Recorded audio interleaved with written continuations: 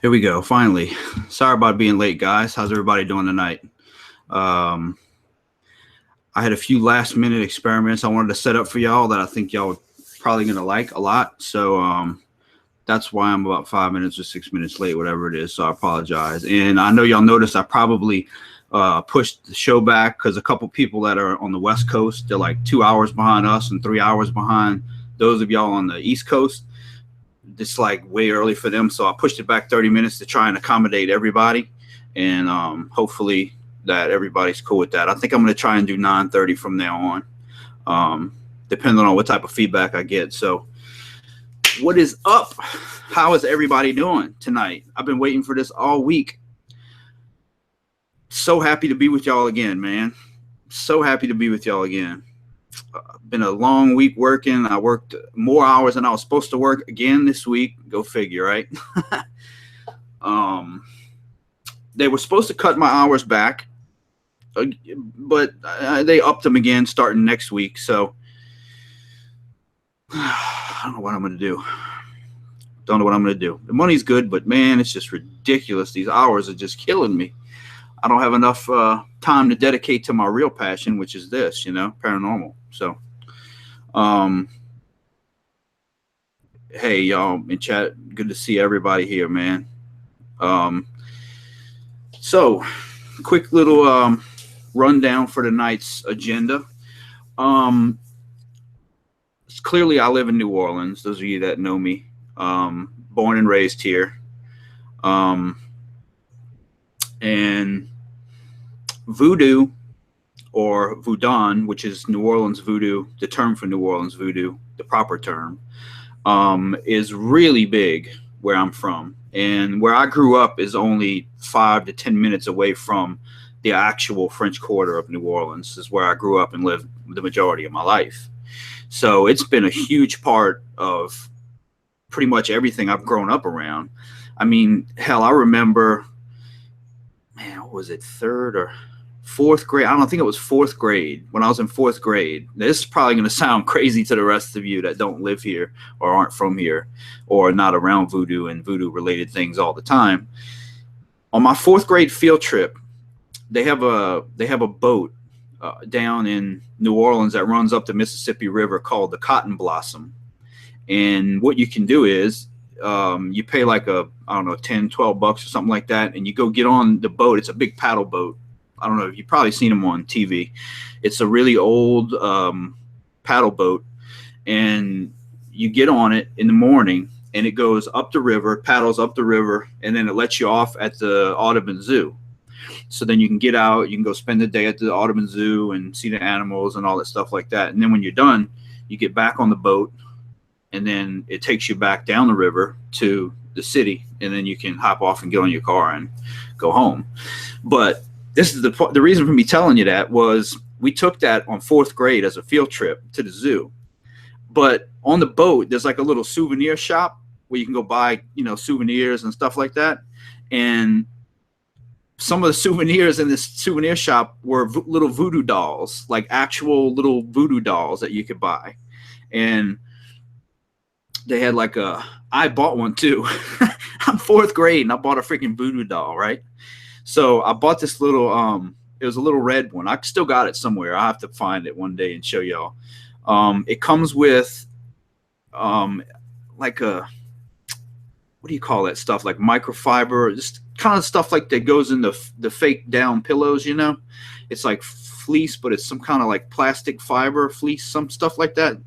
Well, anyway, that's stuffed inside of it, and it's like a little doll. It's got a head, and it's got the two arms and the legs and the body. And then the funny thing is, it comes with little pins, like the pins that stick in it, and each pin has a plastic head, and I think it comes with like 5 or maybe 8 pins stuck in it.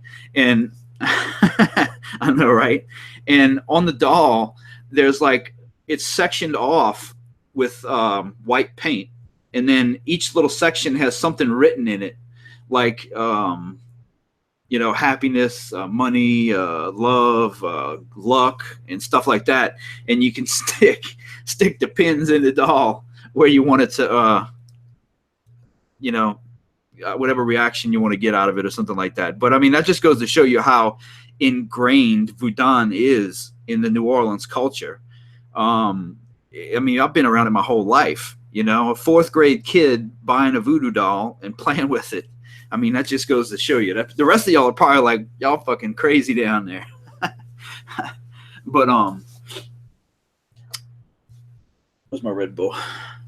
The reason that I chose this topic for tonight, I like to choose topics that people, you know, ask me things all the time. I get questions from y'all constantly, and a lot of people ask me questions, the same questions. So I like to cover topics that can answer questions for a bunch of people all at the same time. Now, while I love answering you guys' questions, I love doing that. I love helping you out. But if I can answer like the same question once instead of like 30 times, then that's what I'm gonna do.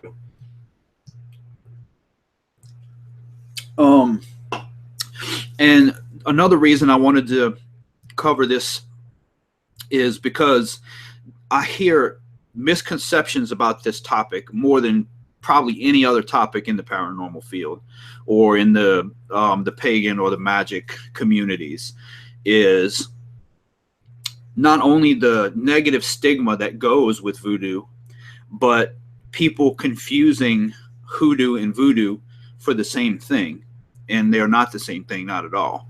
So I'm gonna talk about that for a little bit.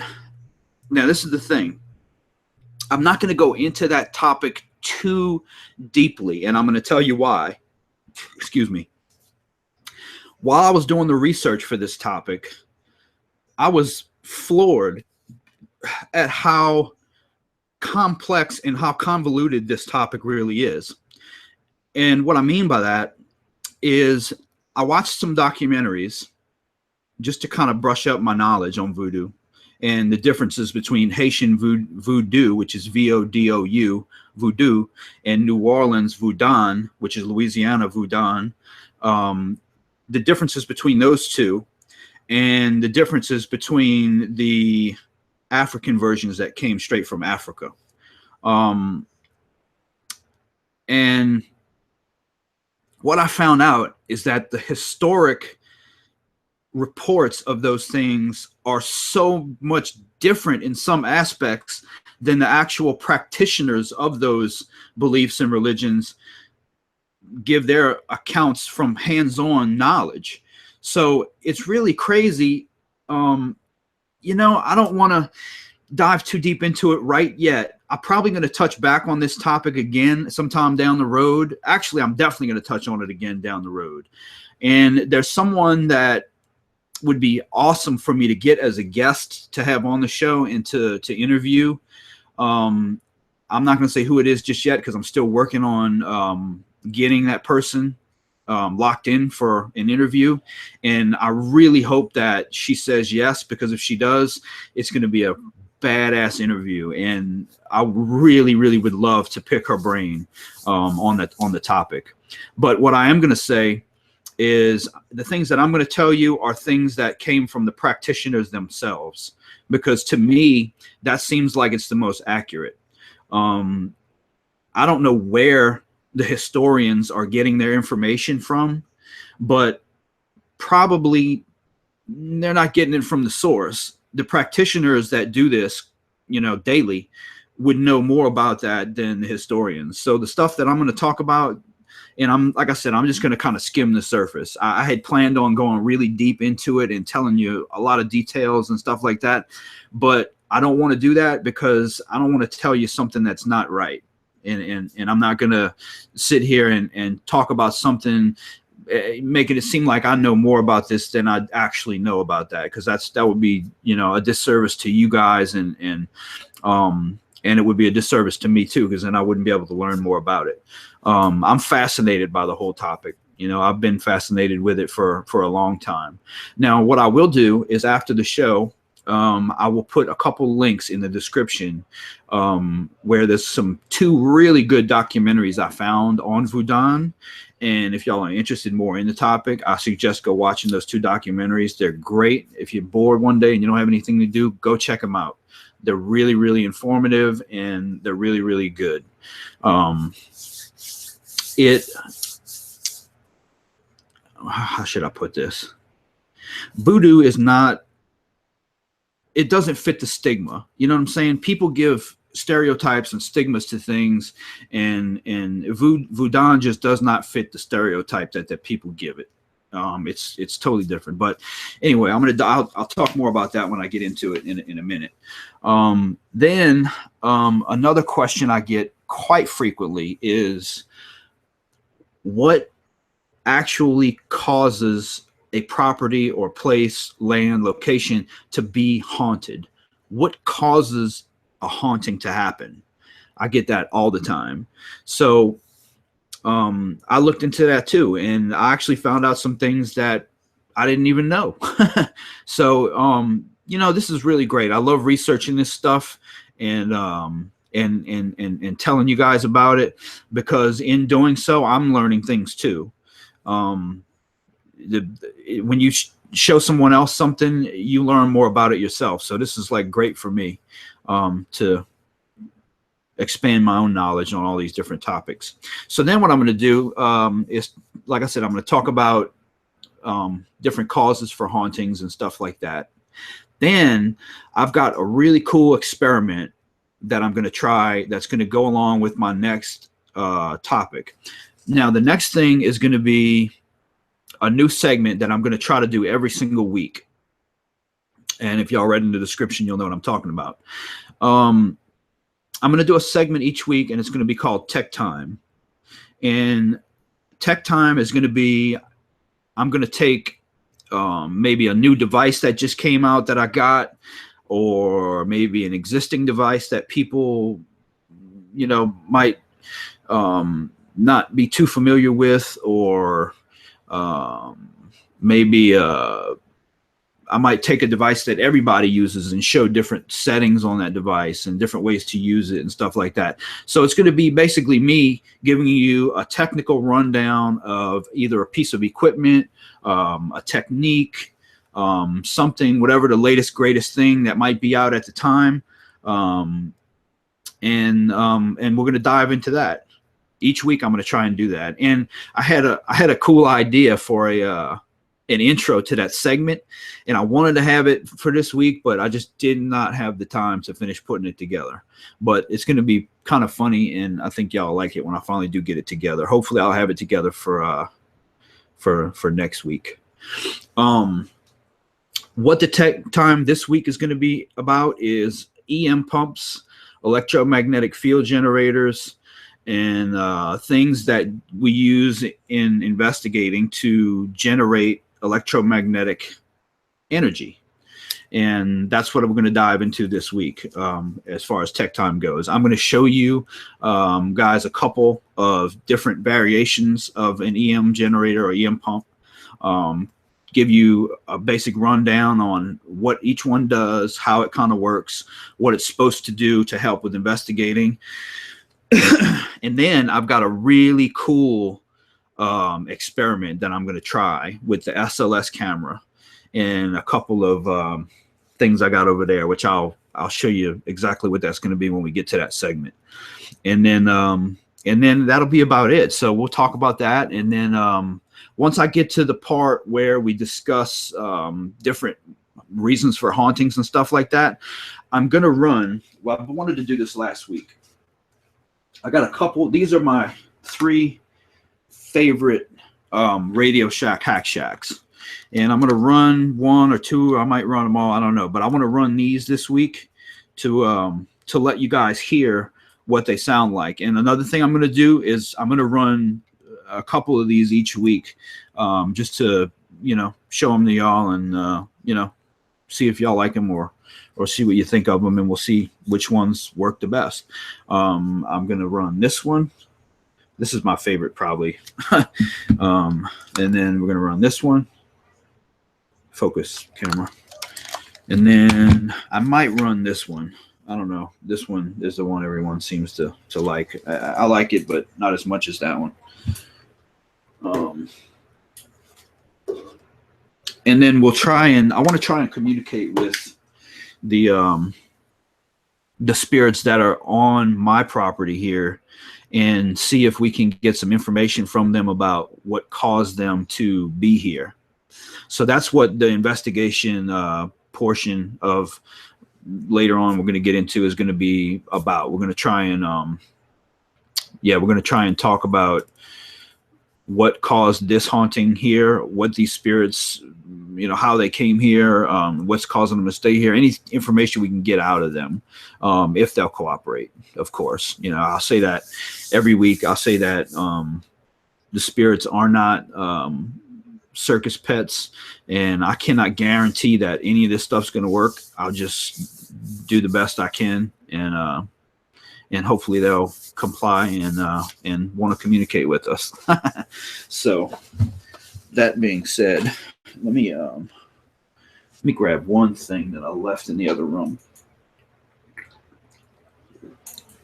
Also, last week, we're talking about a hum in the microphone.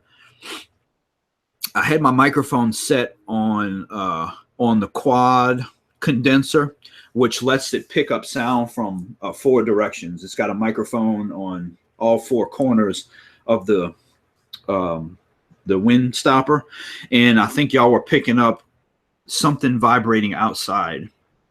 So what I did this time was I put it on the single condenser, which is pointing right at me. So all you should hear me pretty good. And when I run the spirit box, I don't know yet, I may turn it to the the 4-way condenser to see if that helps.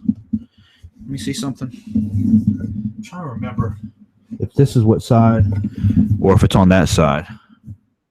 I think it's this side.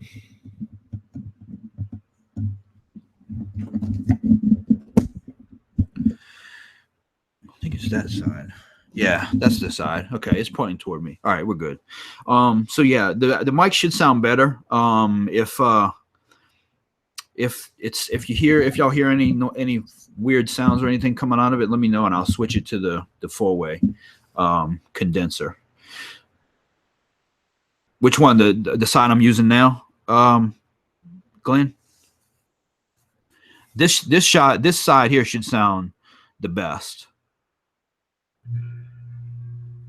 All right, there's the buzzing sound. I don't know if y'all hear that or not.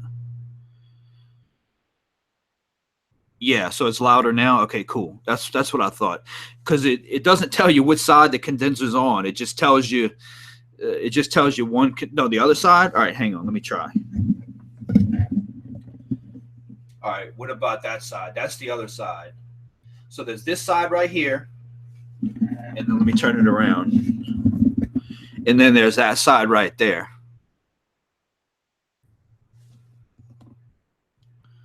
So it should be the side that I got it on now. That works the best, I would think.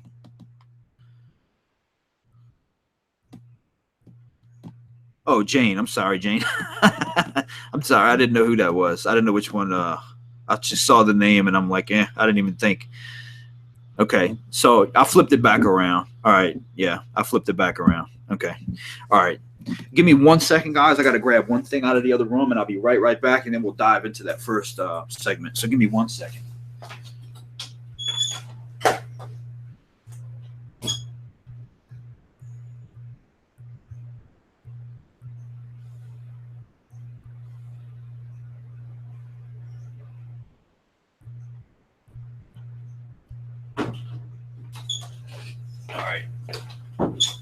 All right. That's all. I just wanted to grab that real quick. I turbo hacked this the other day. I put a little teeny tiny little switch on it and turbo hacked it. So we may try and run this one too. A little bit later. And I got let's see, it should be fully charged. And I got the SLS camera sorted out from last week. Funny thing happened last week. I was trying to get my 2 accounts linked, and somebody had made a fake account that was a clone of my old account, which I had removed earlier in the week. And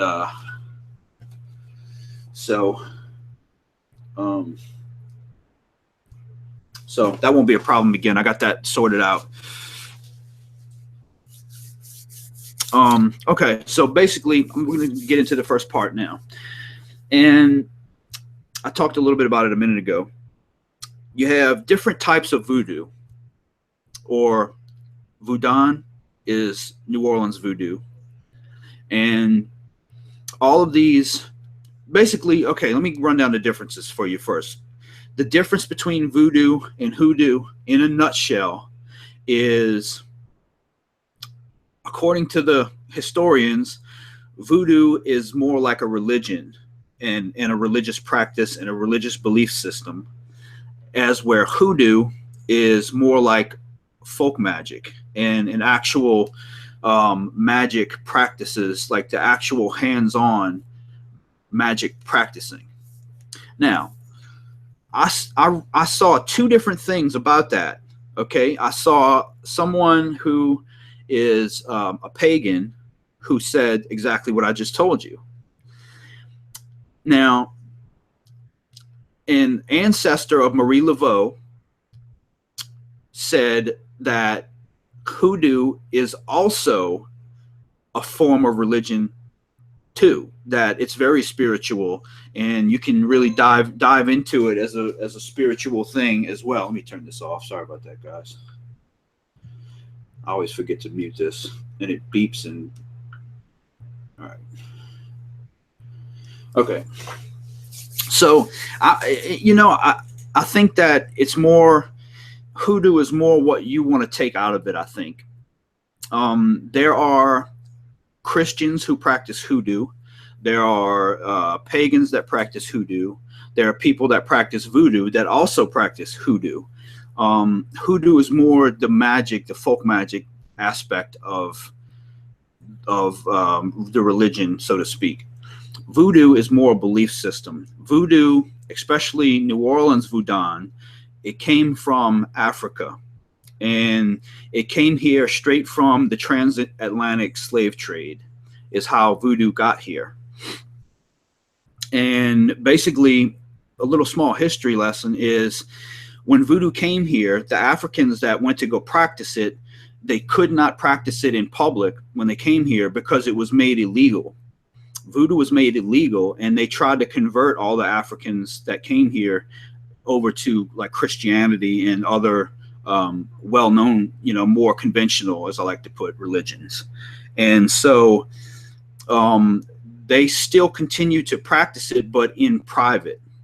They weren't allowed to practice it at all, really. And if they got caught, they could be put to death for practicing their beliefs, which is messed up. But, those were crazy times back then. So what ended up happening with Louisiana voodoo, it's called New Orleans voodoo, and people call it that and think that it was only practiced and that only came from practicing in New Orleans, but that's not true at all. New Orleans voodoo is really Louisiana voodoo, because it was and still is practiced all over the state of Louisiana, not just in New Orleans. And so you have all these little different aspects that come from all over the state that make up the actual New Orleans Voudon religion. And it's basically is a belief system where you contact your ancestor spirits. You can make contact with the spirits of your family, the spirits of the land, the spirits of place, and there are different rituals and stuff like that that are designed to help open the doorway, so to speak, to those ancestor spirits, and allow you to communicate with the ancestor spirits. Legpa is the voodoo Jesus. He is the one that you would go to ask for that doorway to be opened up. And without getting into too much more detail, because I don't want to tell you something that's not right, that whole religion is based upon the spirits, very spiritual. It's all based upon spirits.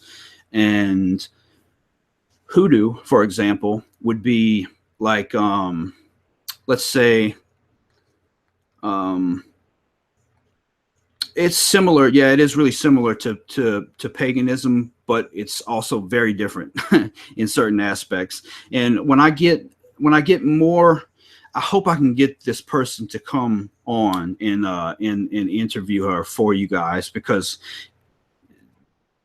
just trust me, it would be a great interview. And I'm going to try. I'm going to try my best to try and get her to come on. And I don't see why she wouldn't. So hopefully in a couple of weeks, I'll be able to touch back on this again. Hoodoo is more, like I said, it's more the practice, like the folk magic. And all this comes from Africa. Hoodoo would be, let's say you take a little bottle and you were to put a spell on the bottle that would be a luck spell, and say you were to put it like under a table where people were gambling, and that little bottle would be designed to take their luck from them and put it in the bottle, and then when they're finished, you can go back and you take the bottle, and the bottle supposedly would have their luck in it. That's like a spell, like a folk magic, like a spell. That's the practice of hoodoo. I mean, that's just one little example that I came up, just to kind of tell y'all about it. But that's the basic difference between the two. Voodoo and hoodoo are very, very different. Voodoo is more of a religion. Hoodoo is more of a magic. So that's the basic difference between the two. Voodoo is probably one of the most misunderstood and misguided religions that gets the worst rap ever. When people talk about voodoo that don't know anything about it, it's like the first thing they say, oh, they cut heads off of chickens and they just sacrifice this and sacrifice that. And it's just so much more than that. And hopefully I can get that guest to come on and tell y'all more about it, because it would be really cool. So that's basically, that's pretty much as far as I'm going to get into it, because like I said, I don't want to tell y'all something that's not right. And there's such a, I mean, this, I learned today by going through these documentaries and listening to these practitioners speak today. I learned that the voodoo religion is so much more complex than I even had any idea of it being. And I'm around it all the time. I'm around it constantly, almost every day I'm around it. And it is just so complex. The rituals are so specific, and there's little things. I mean, it's really beautiful. It's a beautiful religion, for lack of a better term. It's a beautiful, beautiful practice. And I can't wait to learn more about it because it's really awesome. Now, let me go ahead and, all right, now I'm gonna get into the next segment. Now, next segment, I get this question all the time. Why is my house haunted? Why is my work haunted? Yeah, I love that song too, by the way. Voodoo from Godsmack. Somebody just put in chat. I like that too. Why is the property haunted? Well, there's several different reasons on why a property can be haunted. And I've got a couple articles that I found that are really, really awesome, really great educational articles. And one is from the American Spectral Society. And a lady that goes by the name of Rosemary Ellen Guiley wrote this big article on different types of hauntings. And she did she really went into some seriously awesome topics that if any of you are in, even from the novice investigator to the enthusiast, all the way to the seasoned investigator who's been doing it for 50 years. This is a great article, and I would recommend definitely reading it. Now, homes can be haunted for like many reasons. And the house doesn't have to be old to be haunted at all. A brand spanking new house can actually be haunted. No deaths are really needed to have a haunting either. no two situations are the same either when it comes to hauntings. Every haunting is pretty much unique from the next. Now, these are the main things that probably are even more than this, but these are the 9 main reasons for a haunting. Okay. Number 1 is going to be residues.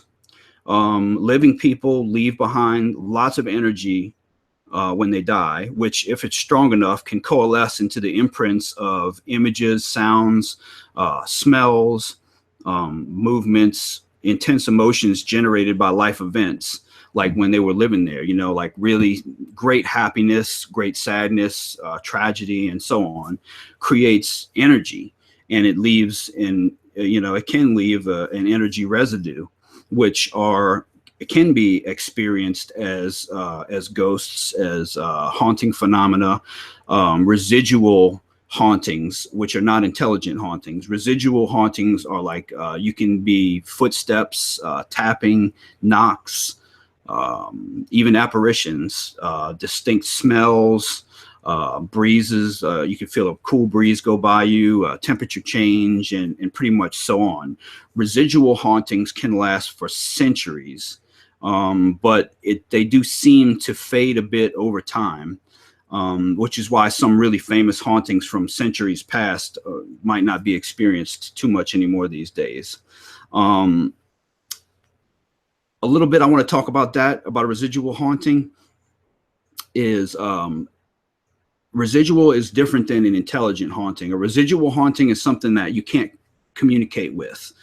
A residual haunting it kind of goes along with the stone tape theory, which is that anything organic, wood, like certain types of stones, like granite and crystals, and certain types of limestone and things like that, absorb that energy from the living.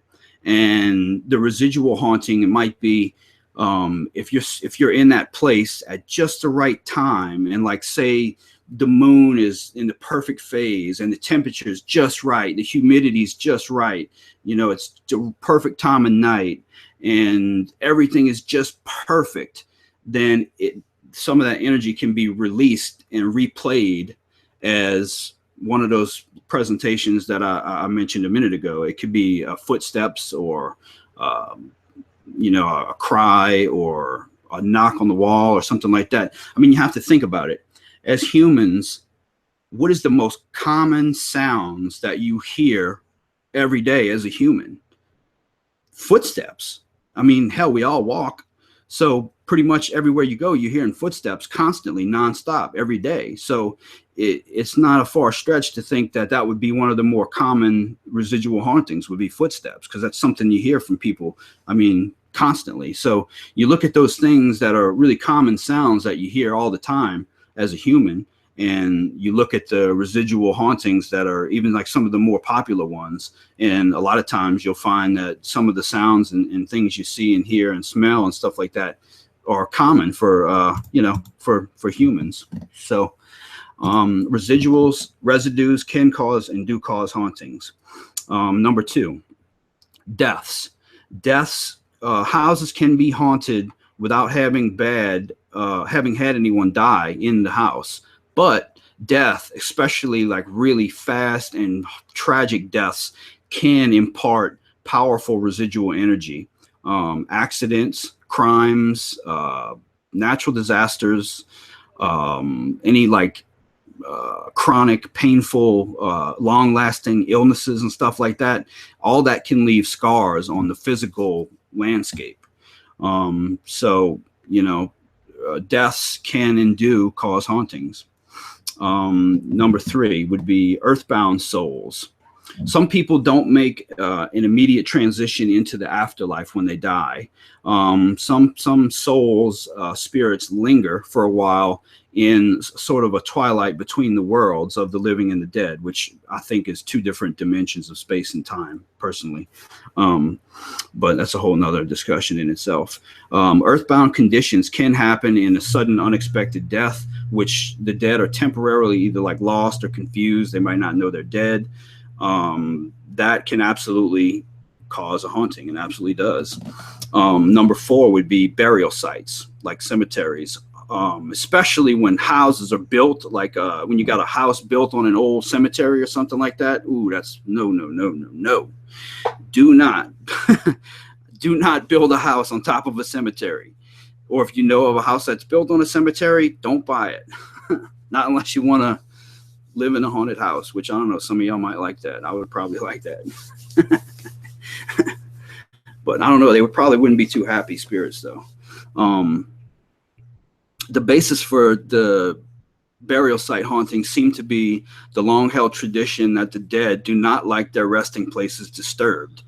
I mean, I don't like being disturbed when I'm resting. I know y'all probably don't either. You know, what happens when you get woken up from you sleeping and you're sleeping so good, and then somebody comes and wakes you up real quick, and then you're like cranky and pissy. You're like, get away from me. You woke me up, you know?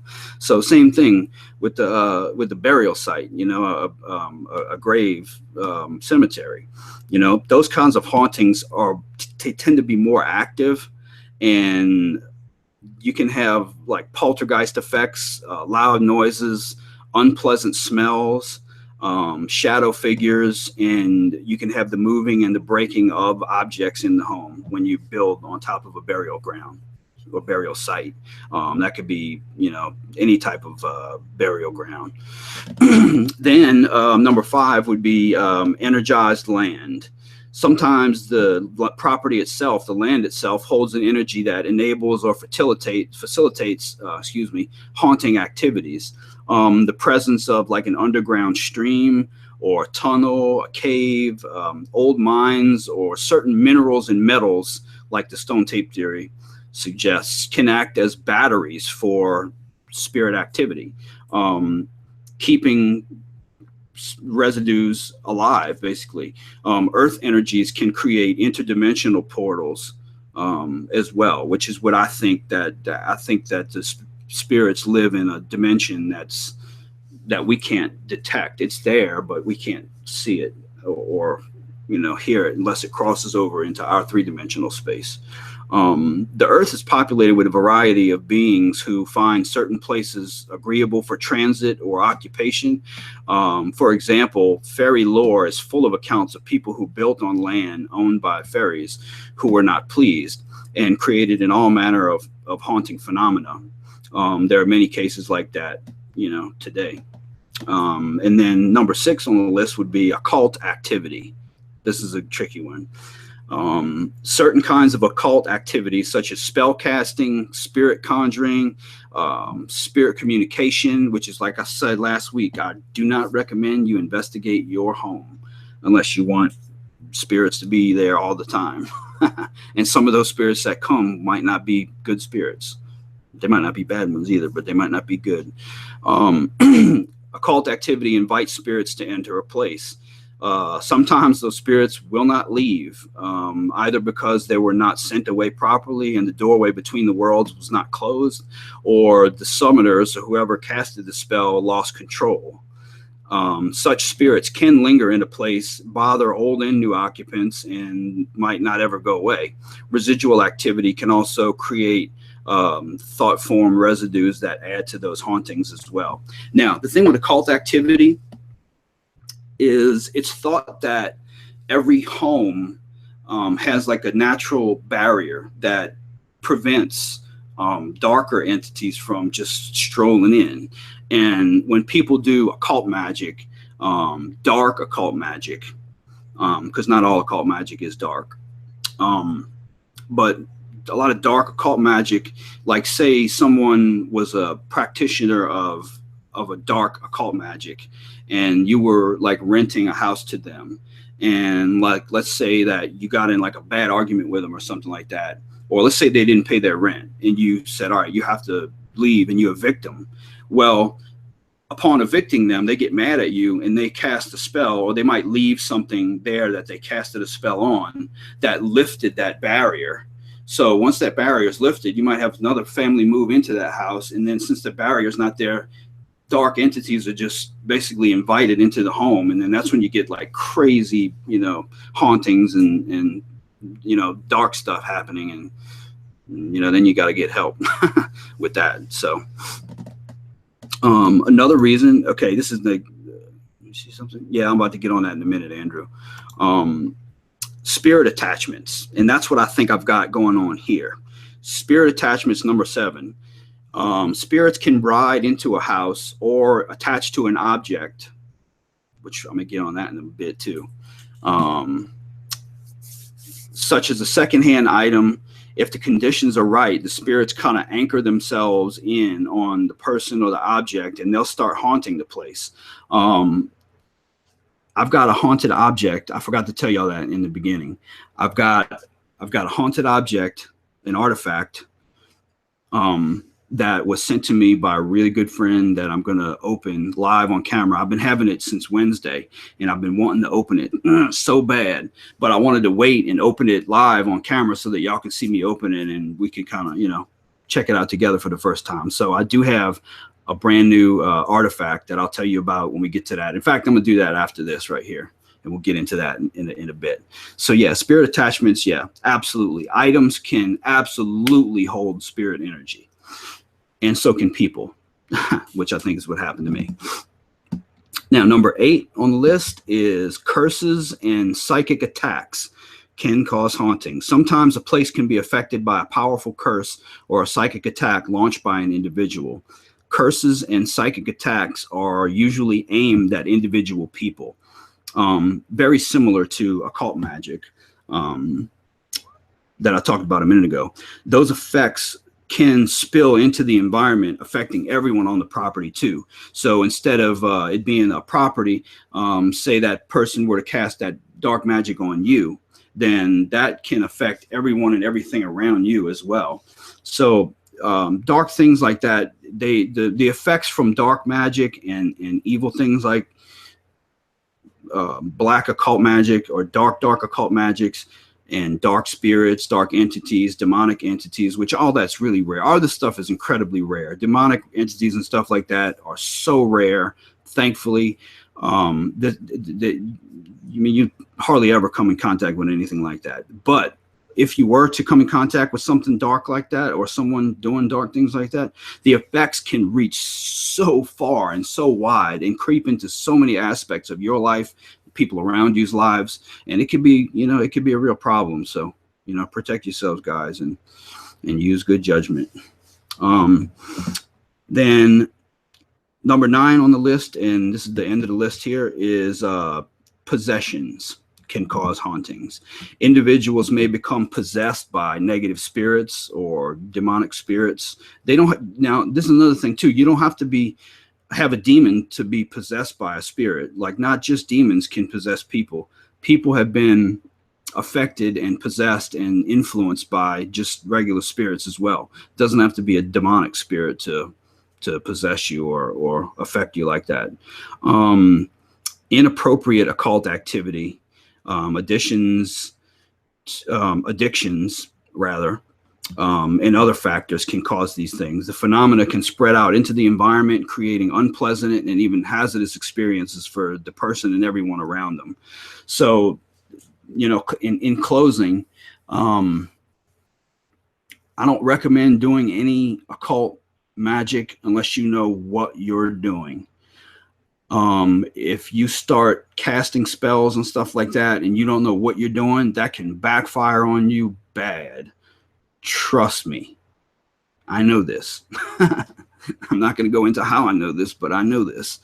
And if, you know, in anything that you get into like that, the more research you do, the better. There's no such thing as doing too much research. You know, if you don't know, ask. And if you can't find anybody that knows, look into it yourself. I would hate to see any of you guys get, you know, have something bad attached to you. So those things can all cause hauntings. And I'm going to put a link to those 2 articles. And if y'all want to read them after, just go down in the description and I'll put them down there. Y'all can click on them and check them out. All right. Now, next part. Now we get into some fun stuff. Now I've got a box here. Let me find my razor knife. I've got a box here that's got something really cool in it. but I need to get my razor knife to cut it open. Where's my razor knife? You know what? I left my razor in the next room over. Hang on one second, guys. Let me grab my razor knife, and then we're going to get into this package.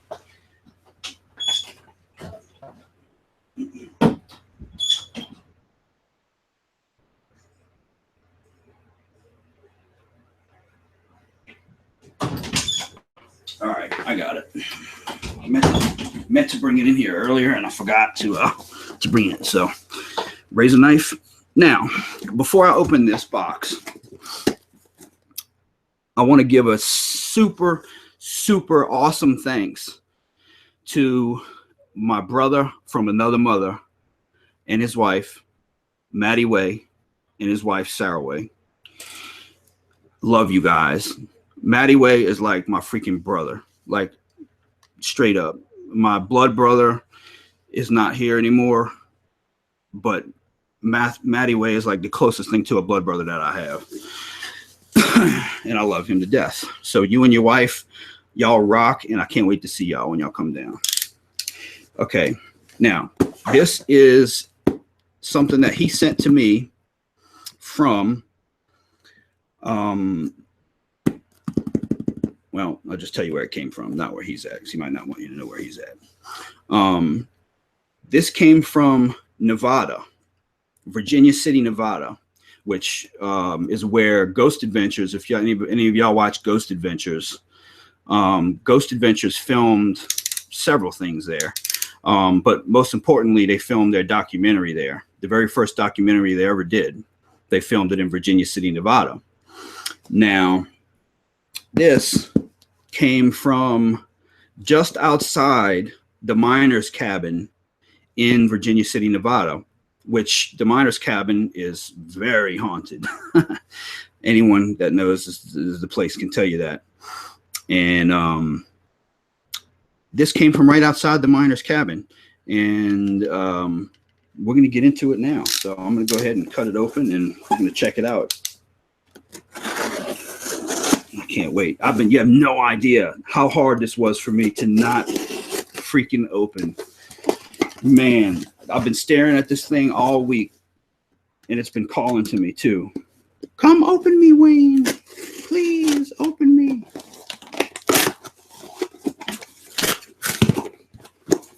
And I've wanted to, trust me. Hang on, let me.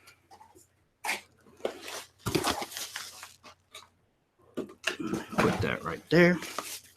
Now, I don't want to show y'all this side because I don't want y'all to see his address, because he probably doesn't want the world having his address.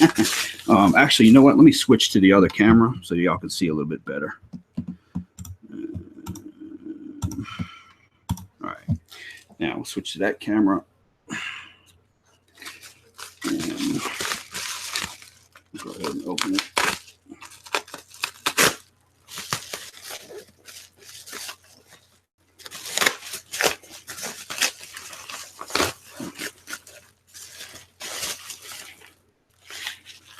And you did a good job packing this, dude. Thanks. Oh, it's in here. There it is. Ooh, I got it.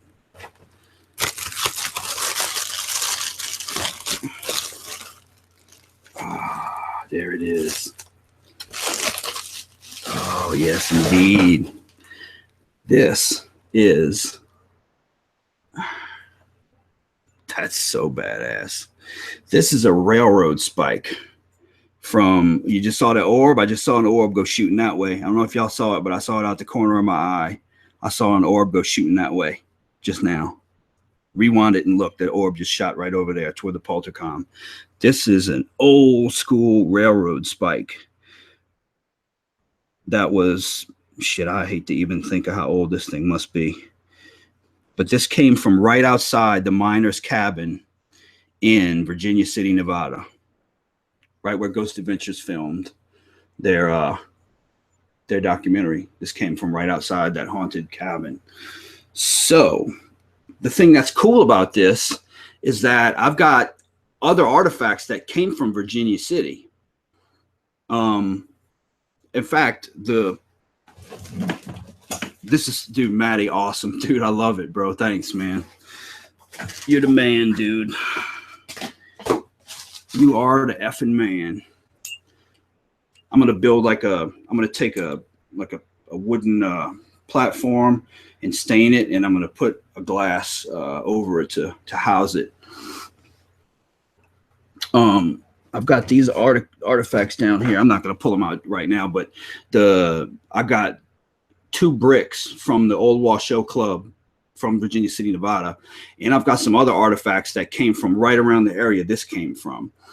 I've got a couple pieces of glass that came from in the ground that were remnants from the old Virginia City fire that happened in the 1800s. I can't remember what year it was, but there was a fire in Virginia City that burned like the whole city down. And I've got some pieces that were left from that fire also that was really close to where this came from. So all these artifacts came from Virginia City. So I cannot wait to do some experimenting on this. In fact, let's see if there's any EMFs coming off of it. Whoa, dude. I don't know if y'all can see that. Hang on.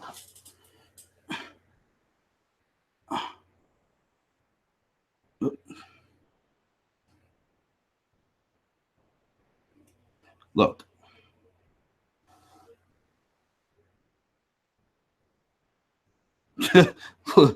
Look, Matt. Check that shit out, dude. Look. I'm hearing something.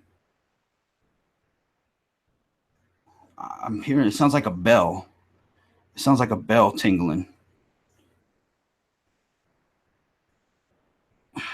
I'm hearing something right now. It sounds like a bell.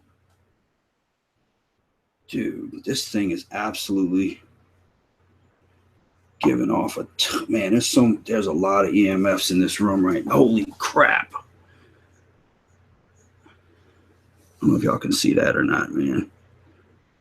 But look at where that needle's at.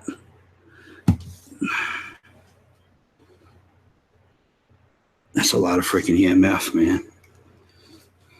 And then I take the spike away from it and put it on the ground over here. And now you can see it's back to 0. So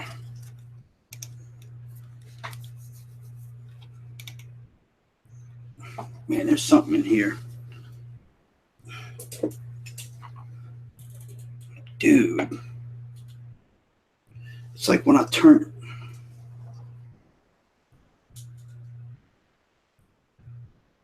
That's crazy, man. It's just crazy. It always trips me out when inanimate objects give off EMF. That always trips me out because they're not supposed to. I mean, it's an inanimate object. This is not supposed to be giving off electromagnetic fields. Of course, as you can see, back to 0. So crazy. Awesome. Thanks, Maddie, bro. That's the shit, man. That's killer, dude. I can't wait to do some experiment with that in that brick and in those other artifacts, man. It's gonna be killer, dude. I really appreciate the fuck out of that, man. You the man, dude. Let me go back to my full spectrum camera. All right, now we're about to get into some fun shit. I've got, right before the show, I went and got 2 4-foot. I just saw a freaking orb go shooting in front of that camera just now. Did y'all see that? It went right in front of the camera. I didn't see it with my eyes, but I saw it on the camera go shoo. Y'all saw that? I saw it. What's my theory on why that is? Because spirit, for whatever reason, I think it's got something to do with the with the spirit realm, that dimension has something to do with electromagnetism. I don't know what, but whenever a spirit or energy or something like that attaches to an object, that electromagnetic energy that that entity is made up of attaches to that inanimate object. So when they attach to it, their electromagnetic energy, their energy grabs onto that object. And so when you, check it with an EMF detector, you're detecting the spirit energy that's attached to it, which is my theory and a lot of other people's theory too. So, oh, you saw it, Shan? Check that out. That's badass.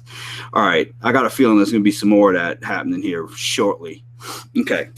Now, what I want to do is, oh yeah, I bought 2 4-foot ultraviolet lights, tubes. And the reason I wanted to do that is because I've been taking full spectrum photos. I've got this full spectrum camera here, which I converted a few days ago, and I've been wanting to test it out. And I've got a few UV light, like UV illuminators, but I have some super powerful IR lights, and I wanted to run infrared and UV together. But what I've never done, I've always wanted to try this out, and I'm going to try it tonight in a little bit. I wanted to try and do some photography that's just pure ultraviolet light only. A lot of times, people do full spectrum photography, or actually it's wide spectrum photography, which is infrared and ultraviolet, but no visible light. So to your naked eye, it's still pitch black. And the cameras that are converted to full spectrum can pick both of those up, UV and IR light. Now, most people that just use regular night shot is just pure infrared, only infrared. The night shot you see that looks green and stuff like that, that's pure infrared only. I want to do pure ultraviolet only. No infrared light, no natural light, no visible light, only UV light, and do some photographies. Photographies. I'm losing my mind. I want to do some photographies. No, I want to take some still shots of ultraviolet light illumination only. So we're going to get into that in a minute. First, I'm going to have to cut these lights off and cut the infrared lights on, and we're going to go to full spectrum. Then we're going to try to do some spirit communication. So, without further ado, let's cut the lights off. Let's see, infrared. All right. This is only infrared light, which is totally invisible. To me, this is just a pitch black room. I don't see any light at all, just pitch black room. Now I'm going to turn I'm going to plug the UV lights in right now. Watch how bright it looks on the, see this camera I'm using here is a full spectrum camera, and it can see the infrared light and the UV light both. So I'm going to cut these UV lights on. It's going to be bright.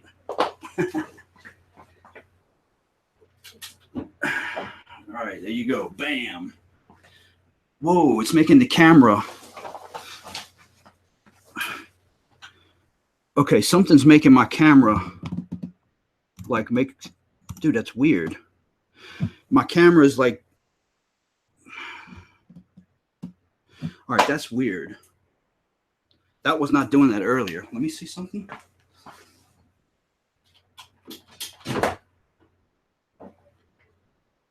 And now it's not doing it. It's only doing it with the UV light. That's crazy. That was not doing that earlier. Hang on. Let me see something. Let me try it again. And there it goes doing it again. That's weird. It wasn't doing that earlier. Huh. Man, that's crazy. Let's see. Let's unplug it. And there it goes. Man, that's so weird. Let me move this out the way. You know what I'm going to do? Let me move this over over some. I know what I'm going to do. Hang on. I'm going to move it. I'm going to move this. And then I'm going to turn this one on. Let me see. All right. That's a UV light right there. I think I just saw a shadow or something over there move to my left. Hang on. Let me turn this IR light up a bit. All right. There you go. Now you can see back behind me. All right. Well, I keep seeing something over there. I think what I'm going to do is I'm going to, well, you know what I could do? I've got another full spectrum GoPro camera actually, right here that I could use. Got this little full spectrum GoPro that might, well, I'd have to plug it into there. All right, I'm not going to do that. I'm just going to roll with this like it is. All right.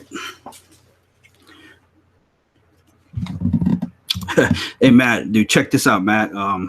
Yeah, I'm glad you made it too. I'm so glad y'all came out, man. Thank y'all, everybody that came out tonight. Thanks for coming out and checking it out. Check this out. I put two of those 5-chip LEDs that I put in the dark lights. I put in this little bitty light, dude, and watch how bright it is. Look how bright this little bitty light is, dude. It's infrared. There's two little 5-chip LED lights in it. And then I Velcro it to the side of the GoPro. Like that. Velcro it right there. Then you just click it on and built-in IR light for the GoPro. I got one of these I got one of those for you, Matt, too. So, all right, let's do some spirit communication.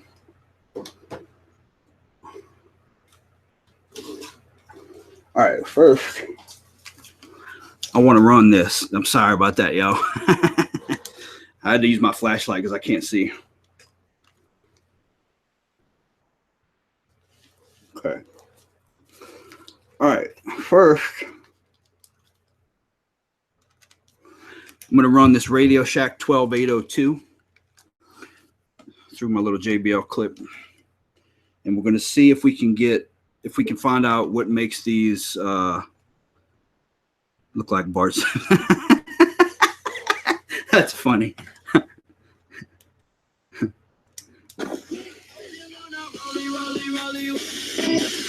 All right.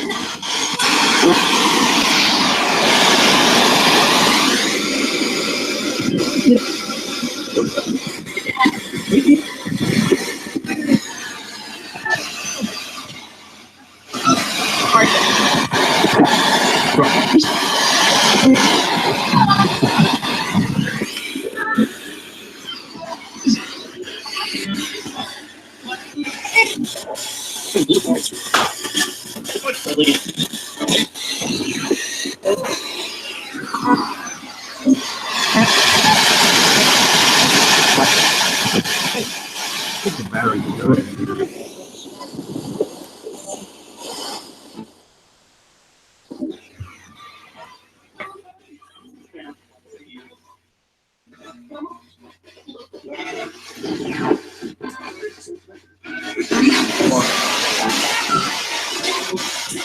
You know what? Hang on, I'm gonna back up some. Hang on, let me move my microphone. Hang on, let me move this microphone. Wait, what's that? I heard Mary. You might have. Hang on, let me. Actually, you know what? Since the batteries are dying in at 802, I want to run. Let's see. I'll run this one. I'll run this one. I don't even need a speaker for this one. All right.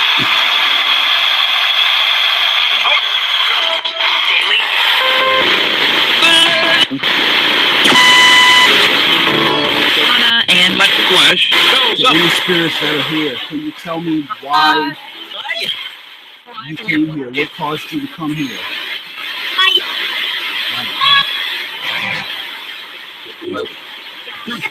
I could eat. could. And there's a little indicated to the left. And you believe Kevin? These countries. How many of you are here right now? Can you give me a number of how many of you are here? 8. You heard it? You said 8. 8. So there are 8 of you here. Eternal life. Sam Adams.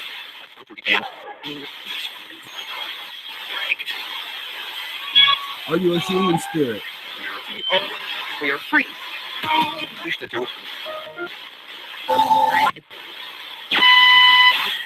Jackson. Through a Vaughn. Struggle speed.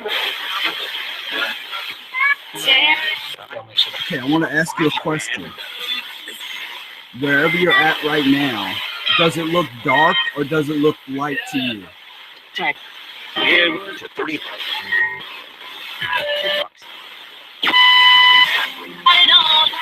And now, very. Can you see light or is it dark?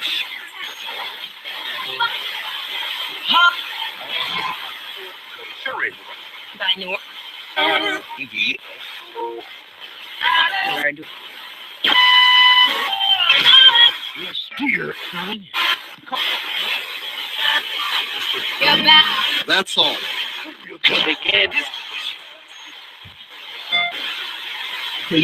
My dog spirit. Can you see my dog spirit? Hey, Darvin.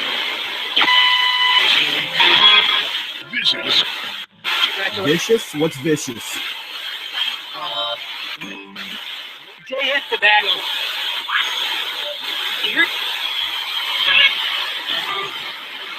Rebel. Tail. The Godwood. Okay. Small place. You know. Summer. What does the place look like when you cross over? Can you see light like a tunnel? I will always plus you. Sure.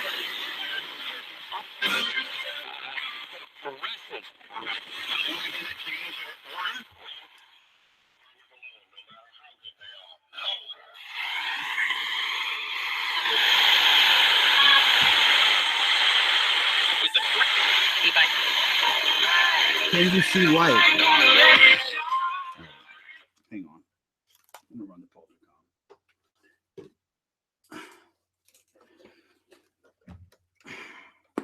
I can't leave this sitting over there looking all lonely.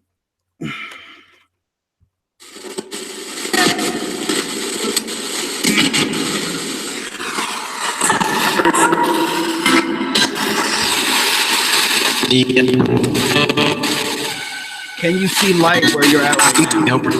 No.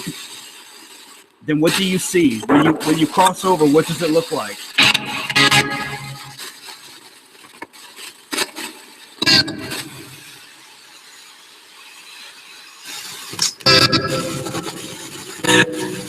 Greeting.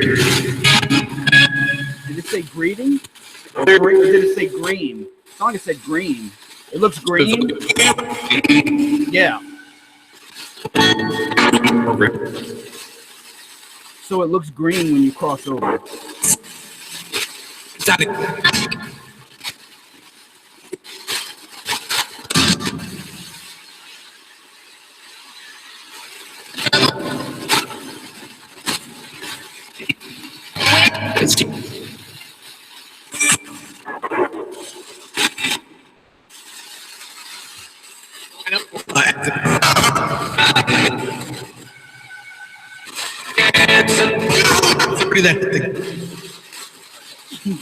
What? It's not like it said, give me that thing. Are you allowed to come and go as you please?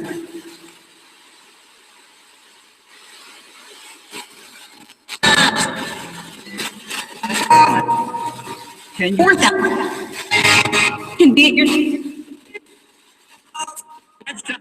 Can you come and go as you please from here to where you stay when you're not here?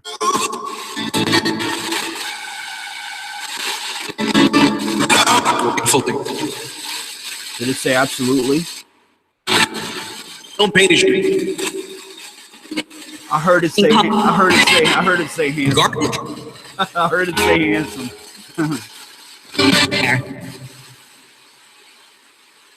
Hair? What about hair?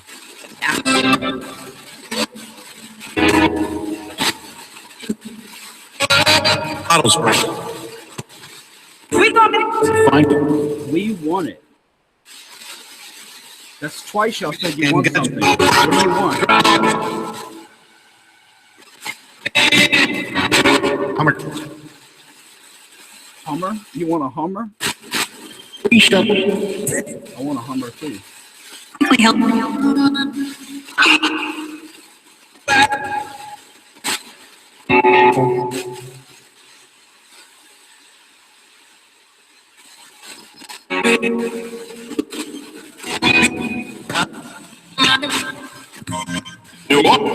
Are your relatives with you when you cross over?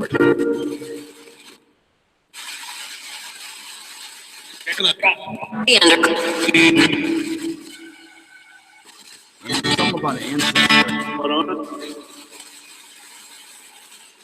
Are your ancestors with you all the time? I just killed the IR light.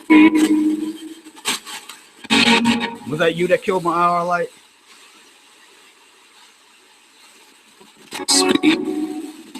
Speak. It killed the other one too. It killed both my IR lights. The UV's the only one on.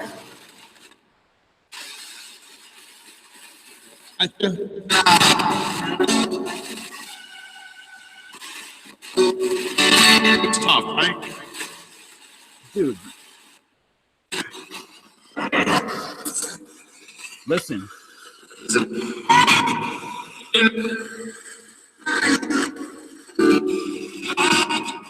Is that you messing with that dial on the front? Can you light it up a different color other than red? Maybe orange or yellow. Can you light one of the other colors up? You just turned it off. Oh, there it goes again. There it goes again. Can you light up another color other than red? There it goes. The yellow's lighting up. Can you light up the green one? Like the green one's all the way around the other side. Bitch. No, the green LED on the front of it. There you go. There you go. Keep going. Keep going till you get to the green one. 4. That's right. There's 4 colors. But I want you to light the green up.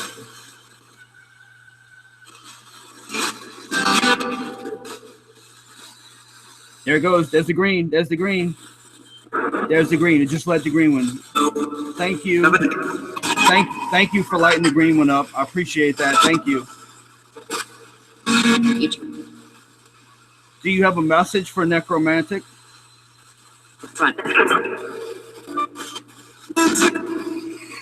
Answer. It's got some kind of answer for you. Some question you have that they want to answer.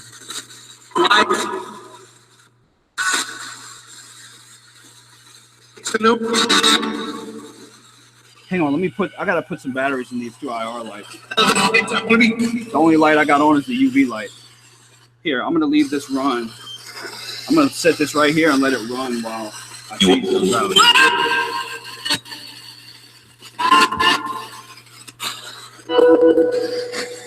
Set it right here. Okay, I'm gonna leave it run. I'm gonna leave it run.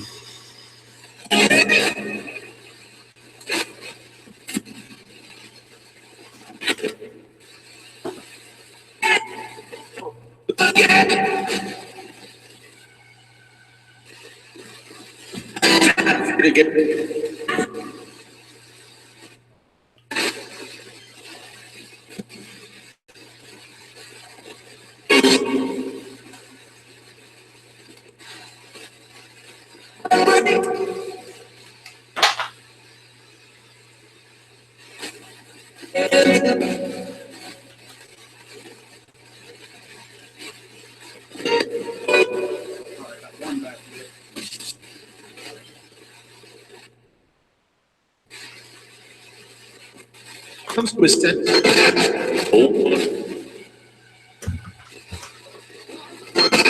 He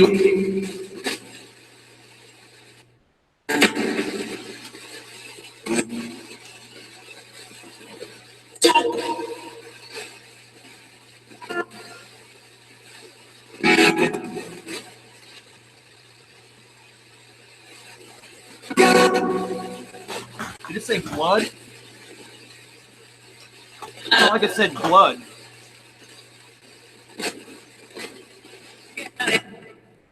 You got it. It just said you got it. You heard it?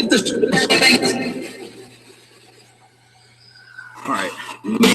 What? Chris. It just said Chris. Is there anybody in chat that knows a Chris, or is there a Chris in chat?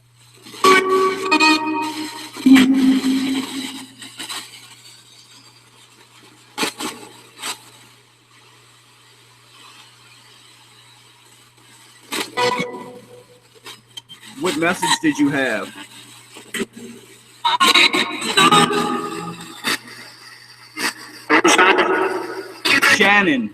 Shannon. You have a message for Shannon? What's the message? I want to be out. It wants to be out.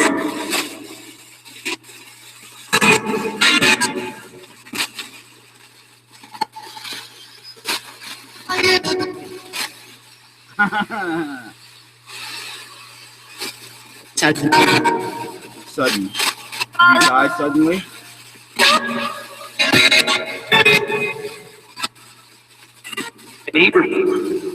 Eager.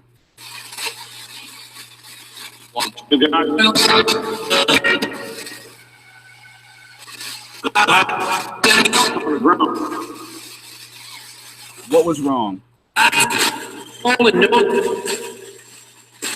What do you want her to know?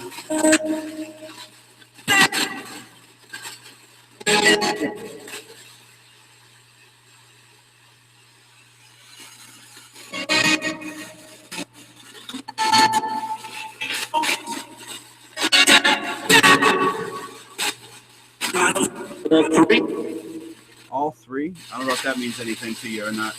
Chris talk. Chris talk. It just said Chris talk. To talk. Want to talk.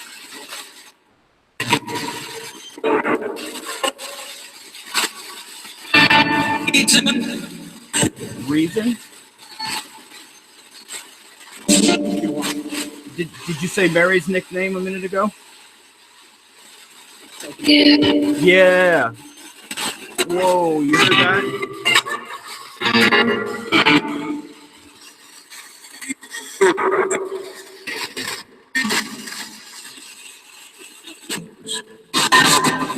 Did you have a message for her?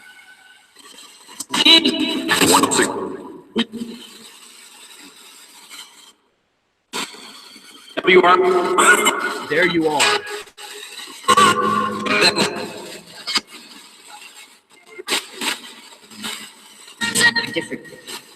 Different? I think we're all a little bit different.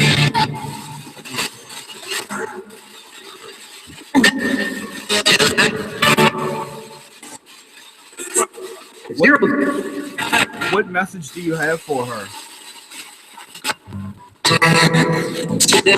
Said Shannon again. Halloween? What about Halloween? Did something happen at Halloween? Or is something going to happen this Halloween?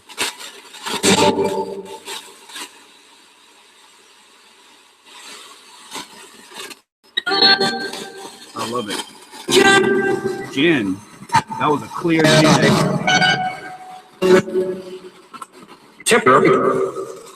Temporary. What's kick about their Brandon? how they fit? Something about what's going to happen this Halloween that Shannon needs to know.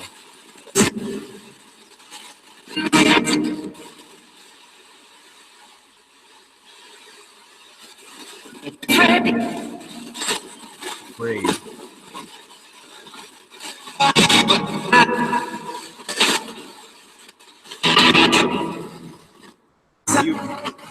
Something I know, but you have to tell her what.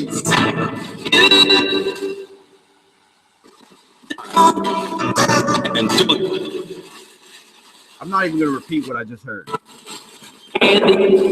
Brandon again, or Brandy. Brandy or Brandon, one of the two.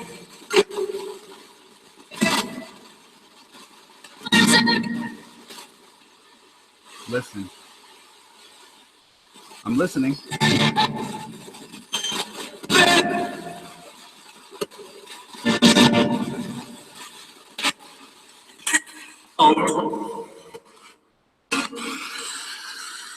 Be more specific.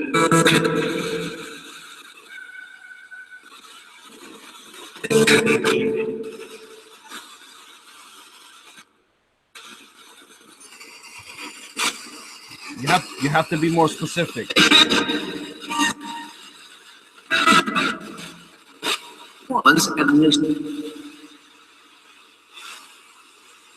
Is it something good?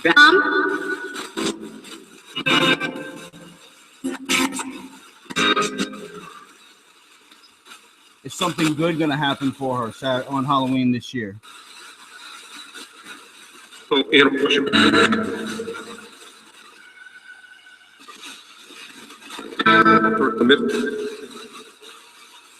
I don't know what that means. What that means?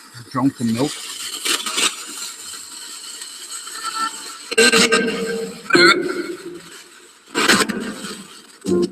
Ma'am. Rich. Ma'am. Rich. Wayne. Wayne. And you.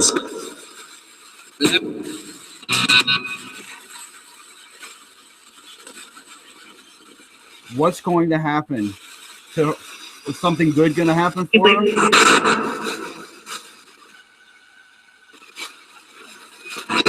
Flash. Flash? What kind of a flash?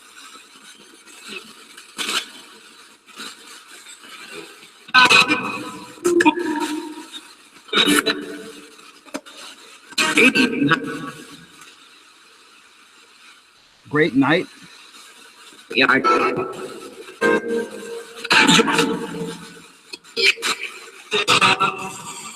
Well, it seems like you're going to have some kind of a great night. Apparently, something good's going to happen for you. I don't know what. They won't tell me, but I'm trying to get them to tell me, but they just will not. Something good, but they don't want you to know exactly what it is. But something good's going to happen. So you're clever. You heard it? It said you're clever.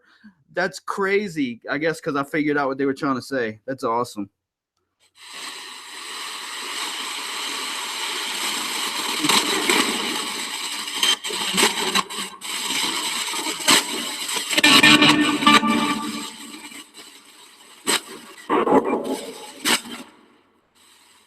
Well, now they don't want to talk anymore. So that was the message. That was the message. Something good's going to happen for you. They won't say what, but yeah, happy Mother's Day to all the mothers out there. Oh, shit. Almost ran into my radio then. Yep, happy Mother's Day to all the mothers out there. Okay, now we're going to do Tech Time. Tech Time is going to be about EM pumps. So I'm going to cut the lights back on for a minute until we do the experiment, and then we'll wrap this sucker up.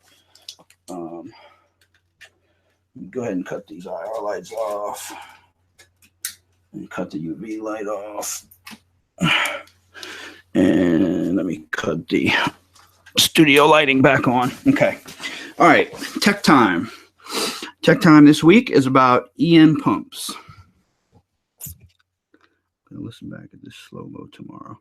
Yeah, definitely check it out. And I'm gonna go back over it too, Shan, and probably midweek ish. I'm gonna have that clip, that part cut out and probably paste it in there. So I'll have that whole section pasted. So if somebody doesn't want to go through the whole show, they can just go listen to that session there. So, okay, now tech time. I've got two things I want to show you guys first. Now, we've got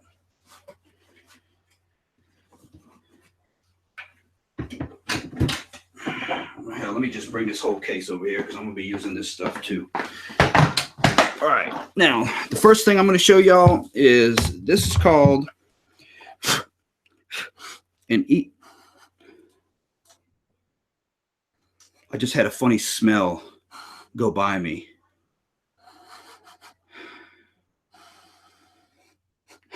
Absolutely just had a really weird smell go blowing right past me.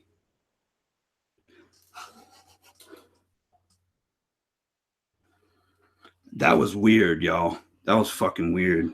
Pardon my language. I got a feeling something's probably going to happen here. Okay. Now, these guys right here, this is called an EM vortex. An EM vortex it's a form of EM pump. These were matter of fact, these are one of the very first EM pumps or EM generators, field generators that were made back in, I want to say 09, I think these came out. And these were made by Bill Chappell, who's the awesomest guy ever, the one that built the Ovuluses and the SLS camera and all the awesome stuff that's that we all love using. Jaylene, thanks Jaylene, appreciate that.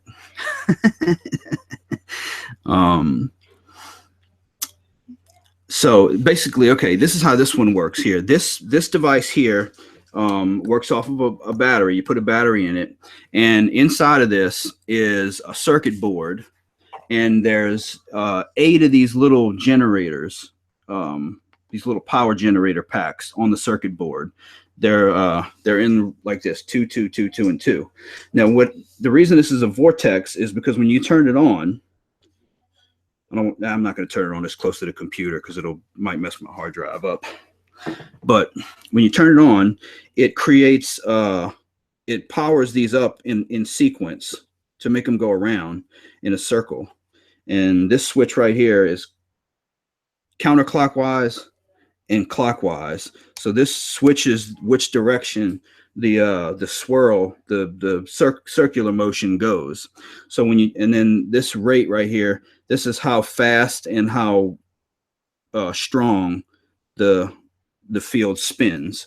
So it powers those little generators up in a circular motion to make a swirl, a vortex of magnetic field. So that's why it's called an EM vortex. Now, these are great. These are freaking awesome. I've gotten some, I mean, just killer results from these.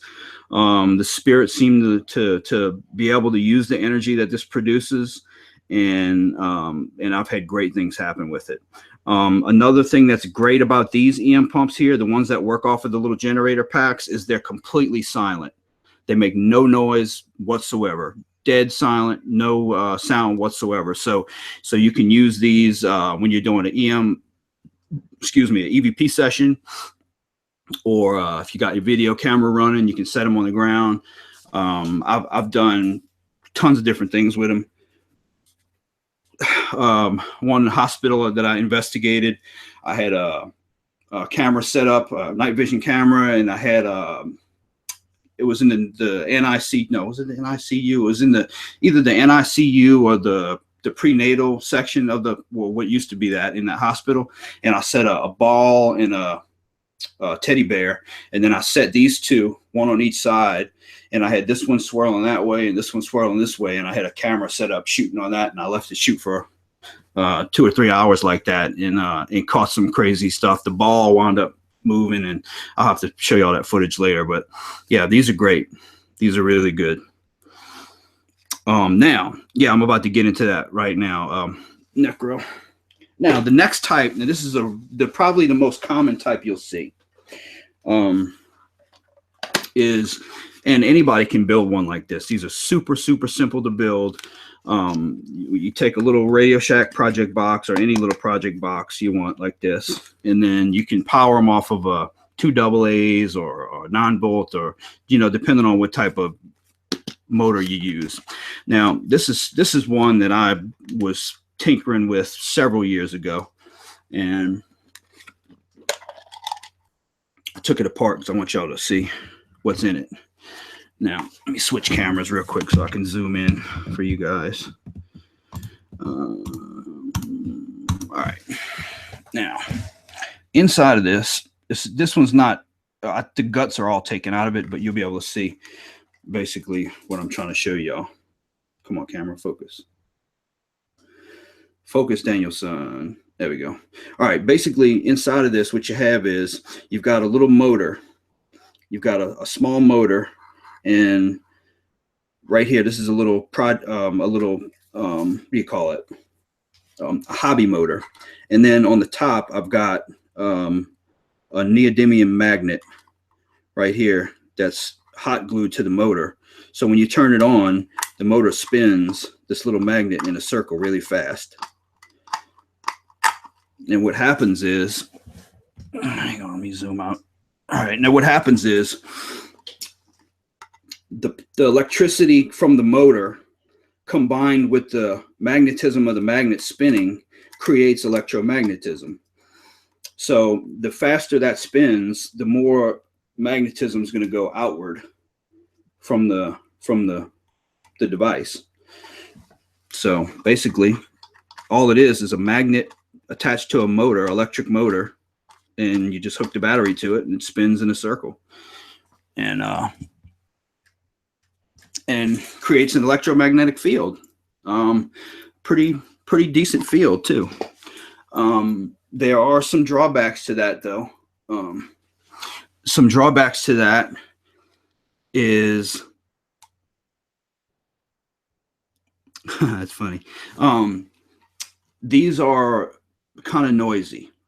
When you turn it on, you can hear the motor spinning, and depending on how balanced you have the magnet in there, if the magnet's not balanced like really good in the center, if it's off balance, it'll make the whole thing kind of shake, and there's all kinds of different things you can do to them to make them not vibrate as much. I mean, I've seen people fill these with what do you call that foam? The foam that comes in a can. You spray it in the, what do you call that stuff, guys? That foam. It's like in a can, and you spray it in there, and it puffs out, and great stuff or something like that. I can't think of what it's called, but I've seen people fill these with that. I've seen people take the magnets themselves and cut them into a little circular, like a pencil eraser shape, and then stack them one on top of the other to make like a straight, like little, kind of like a little shaft of magnets to where they spin quieter. Yeah, spray foam. I've seen them put that, fill it with hot glue.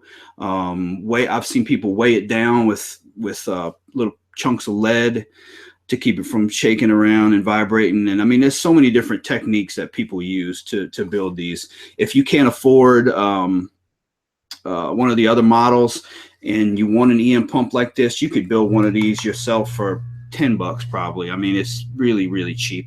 You don't have to get all fancy with it. Like these little ones I was playing around with, I had mounted IR lights on the top of it so that I could use it as a portable IR light as well as an EM pump. And I had some other things done to this too that I'm not going to get into, but I had the, I had the on off switch on the side, and then I had the switch right here for the IR lights on and off. But this is just, like I said, this is something I played around with several. I mean, it's probably what, 2000. Damn, it was almost 10 years ago. It was almost 10 years ago I did this. 2000. No, not 10 years. Let's see, 8 years. 8 years ago is when I did this. Boy, a lot of things have changed since then. So yeah, if you want to, build one. Heck, you can, like I said, you can build one for like $10, but there are drawbacks. There are drawbacks to different type. The type that does not make the noise is obviously my preferred type, because you have more control over the frequency of the magnetism. See, the EM pumps that Bill Chappell makes, they produce a wide range of EM frequencies. The problem with the spinning magnet versions is you're only getting one frequency constant of magnetism coming out of it, no matter how powerful or not powerful it is. You're still getting one frequency. The newer ones that he puts out, when you turn it on, it cycles through multiple frequencies of EM field. So if, you know, we don't know what spirits like and don't like, I mean, specifically, unless, you know, they tell us what, you know, sometimes in sessions. But so with his pumps and with those types of pumps or EM generators, if a spirit were to only be able to utilize this little portion of an EM field, then his pump obviously is going to eventually hit that part that they like, and they'd be able to use it. So I think that you have more of a chance for spirits able to use the circuit board or solid state variety than the other one, you know. But like I said, that's all this is subjective, and you know, I would encourage you guys to experiment with both types, use them both, and try and run them during your sessions and see what works best for you, because ultimately the best piece of gear is the one that works for you. So now I have a cool experiment that I'm going to set up in a second, but basically what the EM pumps are designed to do is they're designed to give the spirits energy to utilize for, we hope, communicating with us, or manifesting and giving us a visual presentation of them. And I think they work. I like using them. I've had them drain out completely after like a severe manifestation. I'll go check it and it'll be completely drained out, dead. And so yeah, I think they work great, and I encourage y'all to try them out. Run them during your EVP sessions, run them during your trigger object experiments, static night vision cameras. I'd set them up and let them run for hours and see what you get, you know, try them out in all types of situations, and see if they work. You know, I found them to be really useful. So this is something I've been wanting to try for a long time. And I don't know if the spirits are gonna cooperate. I hope they will, but I can't guarantee that they will or not. I just saw something go floating that way. So what I am gonna do, just in case we don't get any, I see something looks like a big old orb or something, like over there, like right there. It looks like a big giant something or another. I don't know.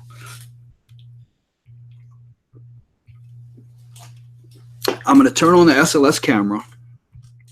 And a lot of times when I run the SLS camera, if when I get a spirit to show up, the spirit will go straight for an energy source almost every time. They'll go right to wherever I have an energy source.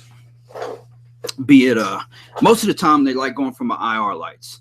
Like if I have an IR light sitting there, they'll show up on the SLS and they'll go pew, right to the IR light, and then you'll see them touch it, and then the next thing you know, it goes out and the battery's drained, and then they hopping around the screen for like 5 extra minutes, and then they, you know, before they disappear. Sometimes if I don't have any energy sources there, as a matter of fact, 9 times out of 10, if they'll pop up and they have no energy source, they'll just disappear in like a minute, you know, or 30 seconds or 45 seconds or something like that. So this is what the experiment's going to be. I'm going to set up over there on the floor several types of energy sources. I'm going to set up an EM pump, the EM vortex. I'm going to set up just a plain battery, 9-volt battery with a little test strip on it. I'm going to set up a plug-in device to plug into the wall guitar pedal. And then I'm going to set up an IR light next to that, and a digital recorder next to that, and one more thing I had, I think a camera. I think I'm going to set a little camera up next to that. So I'm going to have all those energy sources, battery powered, plug-in powered, different devices, and just a plain battery sitting on the ground. And then I'm going to shoot the SLS camera over there, and I'm going to see if the spirits can manifest on the SLS camera, and we're going to see which object that they prefer to go to get energy from the most. So maybe they'll appear and go straight for the EM pump. Then we know they like EM pumps. Or maybe they'll appear and go straight for the battery. Who knows? I've always wanted to try this, and I've never tried it yet. So we're going to see if we can figure out which power source the spirits like the best, if we can get them to cooperate. So what I'll do as well, while that's going on, I'll run my digital recorder, and we'll do some EVP sessions while I'm doing that, in case that I can't get any spirits to show up on it. At least I'll, catch some EVPs for y'all, hopefully. And we'll get that going. So let me grab my energy sources. We're going to take the EM vortexes. Here, I'm going to switch cameras so y'all can see me setting up. Let me switch over to my Sony camera. And we're going to do this next section also in night vision. Let's see. All right. Let me put this in I'm going to go ahead on the ground over there. Kind of zoom in right here. And let me go ahead and turn these lights out and cut these IR lights on. We'll do this next section in infrared. All right, have that one on. And let me cut this off. All right. And let me turn this IR light on. All right, it's pitch black in here to me, but y'all can see this is an infrared light. Let me back up the zoom a little bit. Move this out the way. That's my seat. All right, so let me find my flashlight, and we'll be good to go.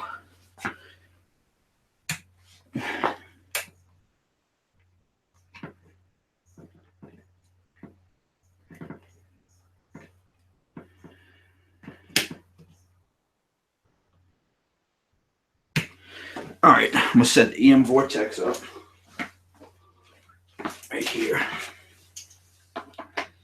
All right, then I've got, actually, you know what? Here, let me put my microphone on Omni so y'all can hear all around better.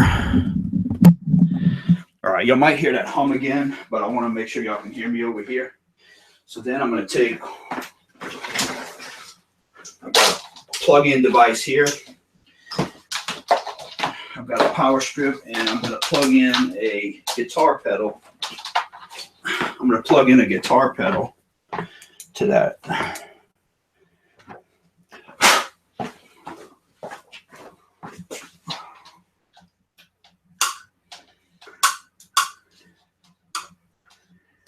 Actually, you know what? Let me grab that little, hang on, let me grab this other pedal. All right.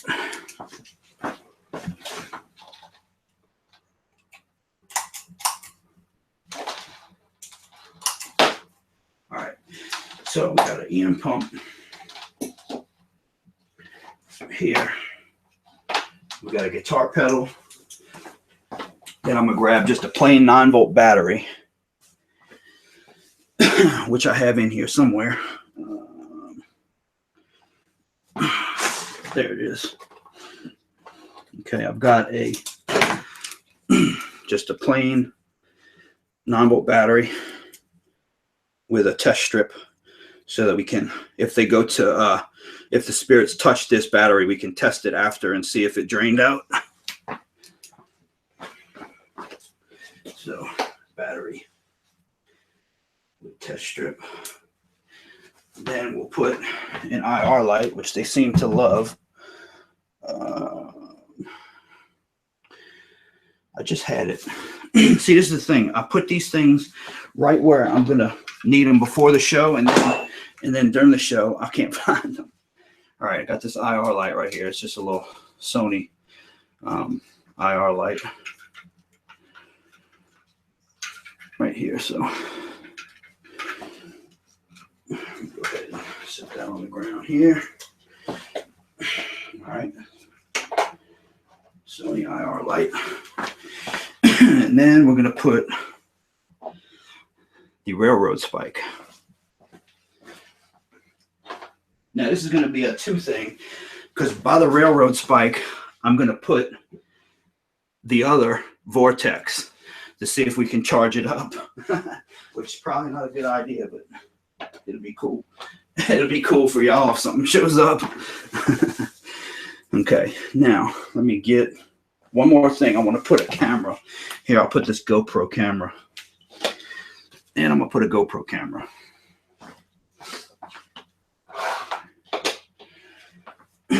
Okay, now you zoom back out and up so y'all can see me for a second. See my ugly mug. Whoa, the camera just moved itself. That was freaking weird. Oh, never mind. False alarm, debunk. The tripod folded up some. Okay, I'm gonna let's see. All right, let me grab the SLS camera and I'm gonna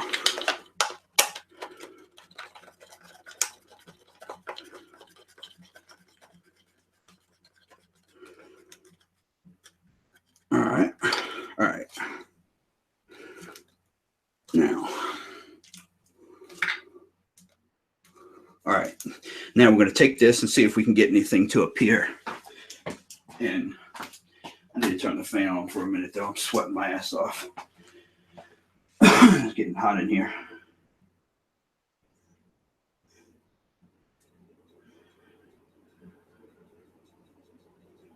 All right, there we go. All right. Let me turn this IR light off for a second here. That's too bright. All right, there we go. All right, let's see.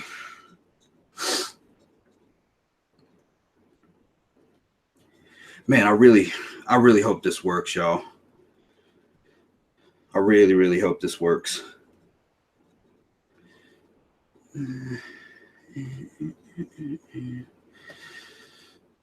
Okay. Yeah, I had to get to. Okay, this should work. All right, let me invite myself into the stream.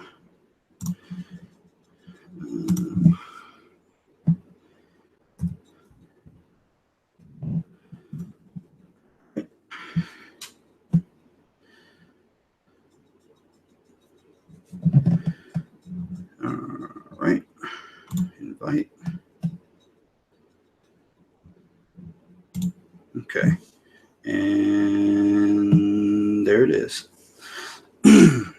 All right, I got it. All right, we're good to go now. Sweet. Very nice. All right, join.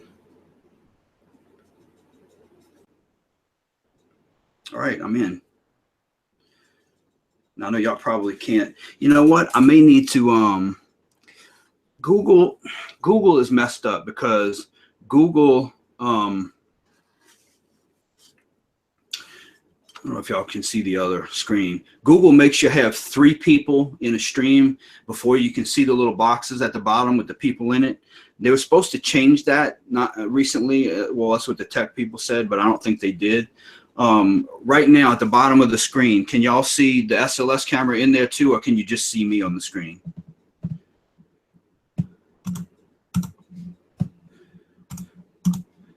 I'll wait and see if y'all answer. If y'all can see the SLS camera at the bottom, the little box at the bottom, or can you just see just me here on the screen?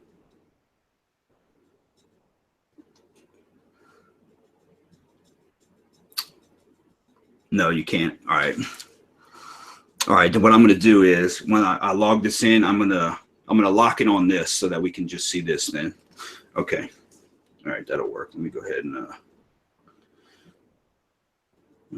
and plug this in, and then we shall screen share off of this. And then let me grab my digital recorder too, so that we can do some EVPs as well. All right.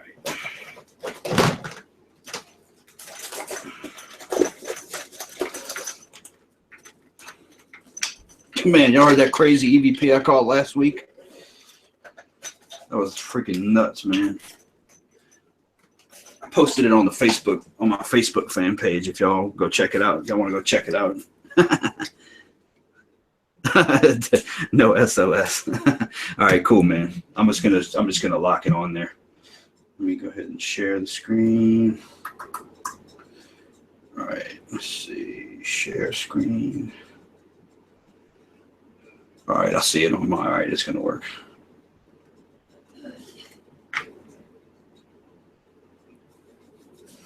Okay. Turn the volume down though. All right, good. That's off.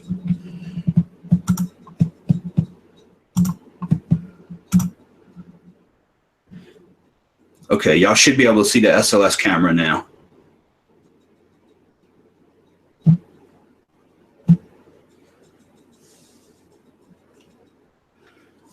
All right.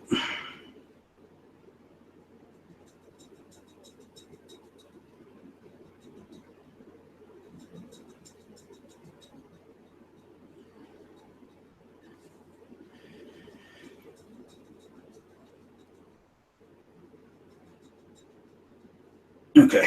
All right. Y'all see the SLS? All right, cool. All right. Over there on the ground is the, oh shit. Hang on, let me move this out the way. And I'm just going to blow this up really big so we can see a wide view. All right. Over there on the ground are the artifacts. The not artifacts, but one of them's an artifact.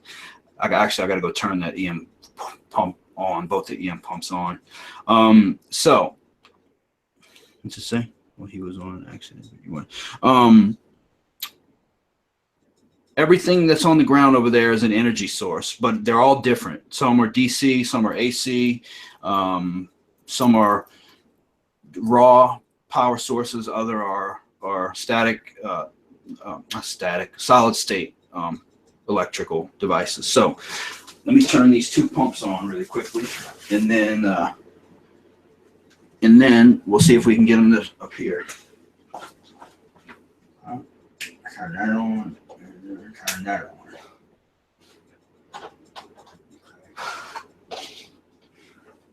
All right, let's see what we can get. And let me take a sip of my drink.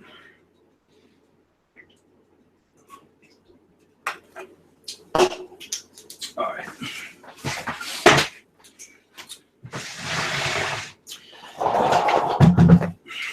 All right. If there are any spirits that are in here, there are several devices on the ground over there that can give you energy. If you appear, I want to see if you can go near whichever device that's easiest for you to draw energy from. I want you to go to that device, so that way we can tell what's easier for you to power up on. Oh, there we go. There's one.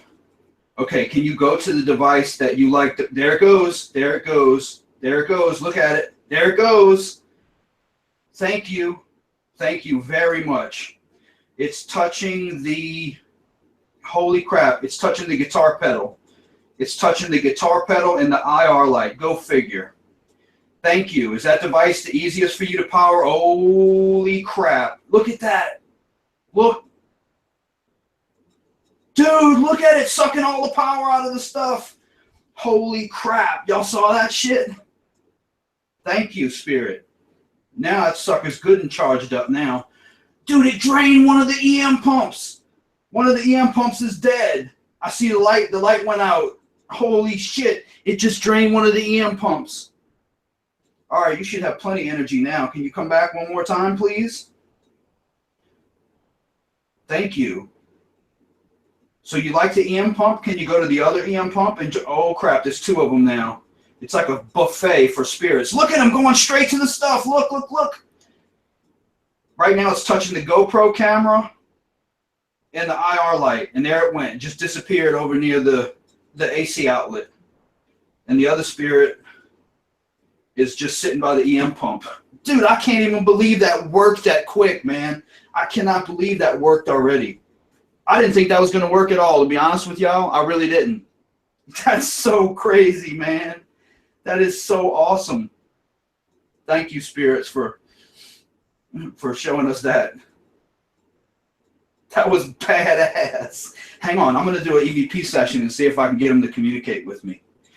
Where's my EVP? They ought to have plenty of energy to give EVPs right now. All right, let's do an EVP session. That was awesome. All right. Our digital recorder. Hang on. I'm going to have to turn the fan off, though, because I don't want that to affect the recorder at all. All right.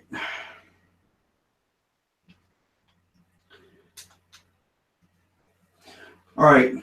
To the spirits that just powered up off those devices, can you come tell me into the recorder which device it was that you liked the best?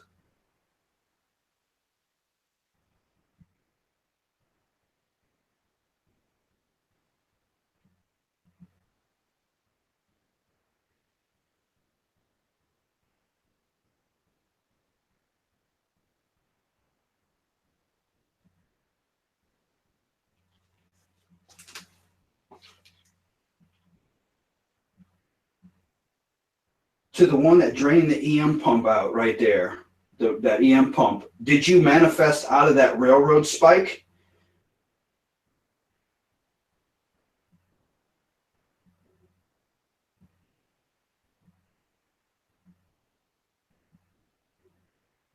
All right, I just heard a weird noise. I'm marking that right now. I just heard a strange noise with my own ears.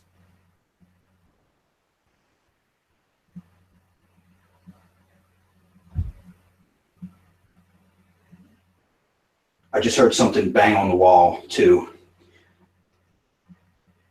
Whoever just banged on the wall, can you come communicate with me into this device right here?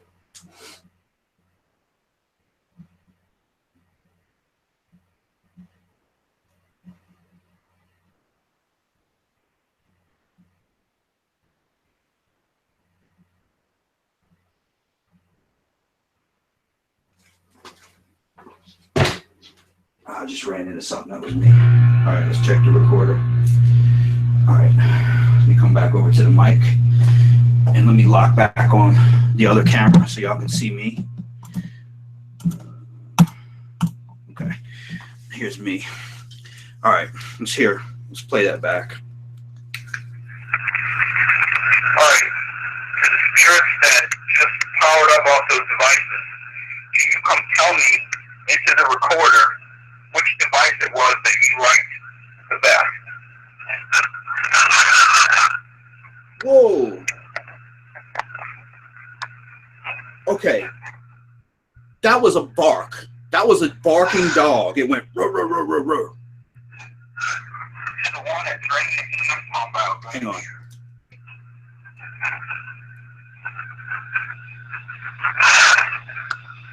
Best? Hang on. It best. Right there. Oh, hang on, Shannon. I got to switch this back over. Out of that railroad spike. All right. All right, I just heard a weird noise. What? Out of that railroad spike.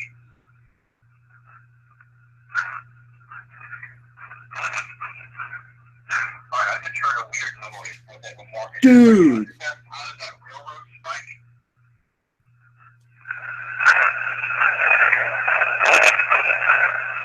All right, I just heard. I came from that. I came from that.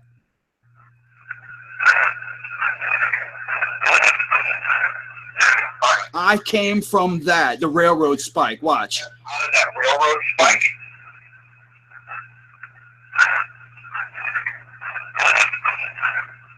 Alright, I just heard a weird noise. Fucking but then I'm way, walking in dude. right now. I just heard a strange noise in my own ear. Holy shit. Hang on, I gotta pause that shit.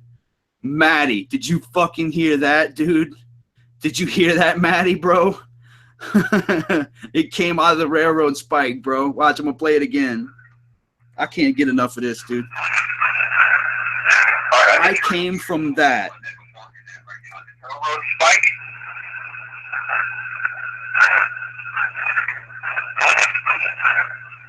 Alright, I just heard a weird Badass. noise. but Class then A, I'm walking that in is the right now. I Class just heard A strange EVP. noise in my own ear. What? Dude, it said something else. Hang on.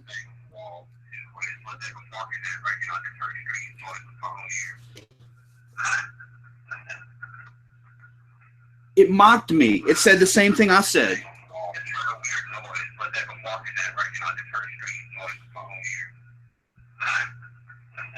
That's me. And then it said bang. Right when I said something bang on the wall, it went bang.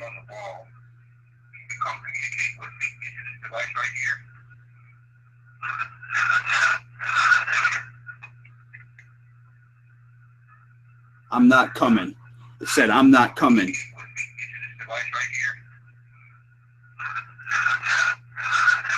I'm not coming.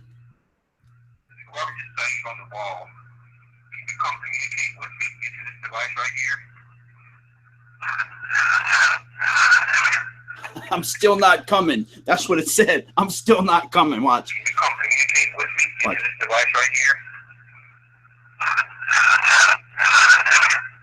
Wait, shit, I messed up. Hang on. Whoever just banged on the wall, can you come communicate with me into this device right here? I'm still not coming.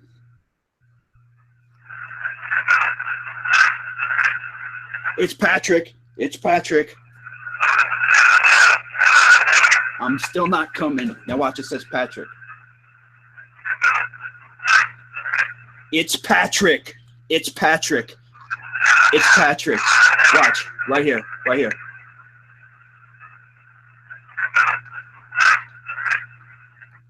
Dude, it's my brother. It's my brother. It's my brother. It's my brother's spirit. That's his voice. That's his voice, dude. That's my brother. That's my fucking brother. That's my brother. Right here.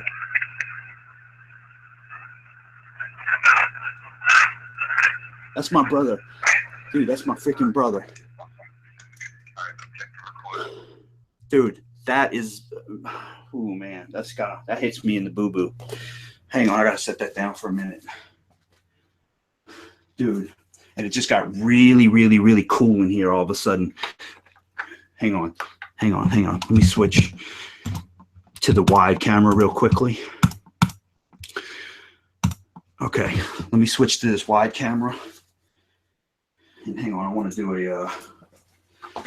hang on, let me turn these two off. So, I think we all can agree that the two EM vortexes I think they worked. They powered up whatever was in that spike that Matt sent me and gave it enough energy to not only show itself on here to suck the energy out, but tell us that it was from the spike on the EVP. So I think that would be a resounding success. Oh, my back's starting to hurt. All right. I forgot what I was even about to do, man. That's got me, that tripped me the fuck out, yo. Pardon my language, but all right, hang on. I'm going to do a quick EMF sweep. Let me grab my millimeter. Okay.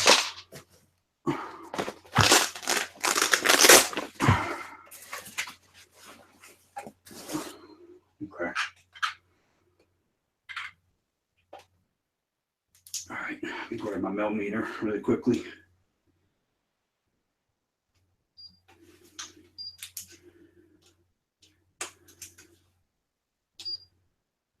Okay.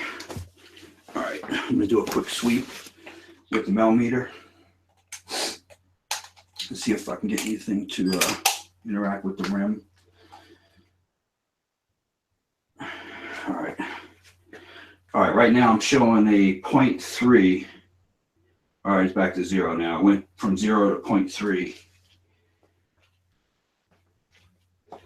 All right, the temperature just dropped 2 degrees. Man, I wish y'all could see this. You know what? I'm gonna have to grab a handheld camera so y'all can see this. Okay, it just dropped 2 more degrees. No EMFs, but the temperature just dropped 4 degrees. Is that you dropping this temperature?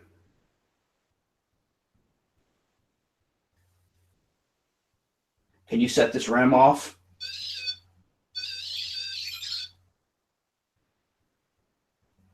All right, hang on. I'm gonna switch back to the, hang on. I'm gonna switch back to the SLS.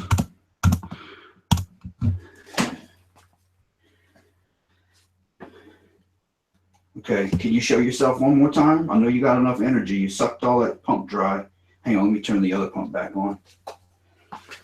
Let me see. This one's the one that's still got power, I think. This one, yeah. There we go. All right, that one still got power. Actually, you know what I'm going to do too in a second, guys, is because that first spirit that showed up was dancing on top of that 9-volt battery. So, and that 9-volt battery was brand new, fresh out the pack. So what I'm going to do in a minute here is I'm going to turn this SLS off, and I'm going to grab that battery, and we're going to test it real quick and see if it actually took the energy out of it. I just want to see if anything else wants to show up real quick while I got this on. Not getting any no EMF spikes yet, but I'm getting one now. Yeah, I'm getting a spike now. I think something's trying to come through. It feels hot in here though all of a sudden. The temperature went up 2 degrees, 72.8 now. Can you manifest yourself again for us?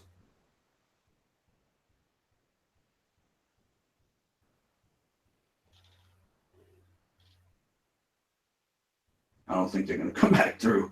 I think they gave us all they're going to give us for tonight. Actually, okay, I'm going to do one more thing. Let me go ahead and, all right, I'm going to cut this smell off because they're not giving me anything on the smell meter.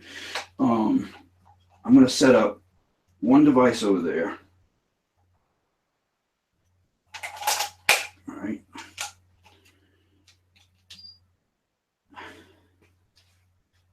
Now I got a little spike. Hang on. I'm going to set up over there on the ground. Let me switch back to the wide camera.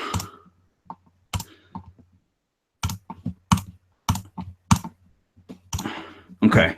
What I'm going to do is on the ground over there, I'm going to set up a, while we check this battery.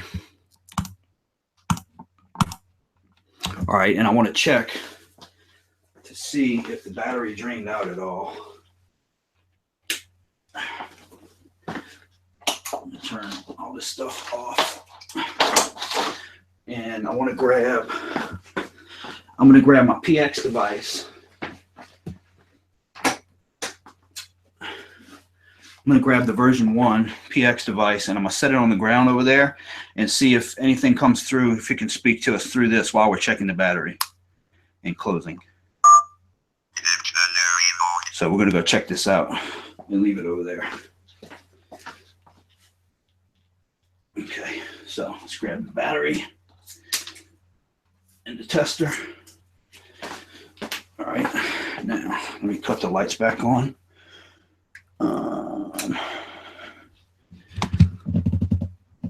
Let's see, we go back to the wide camera.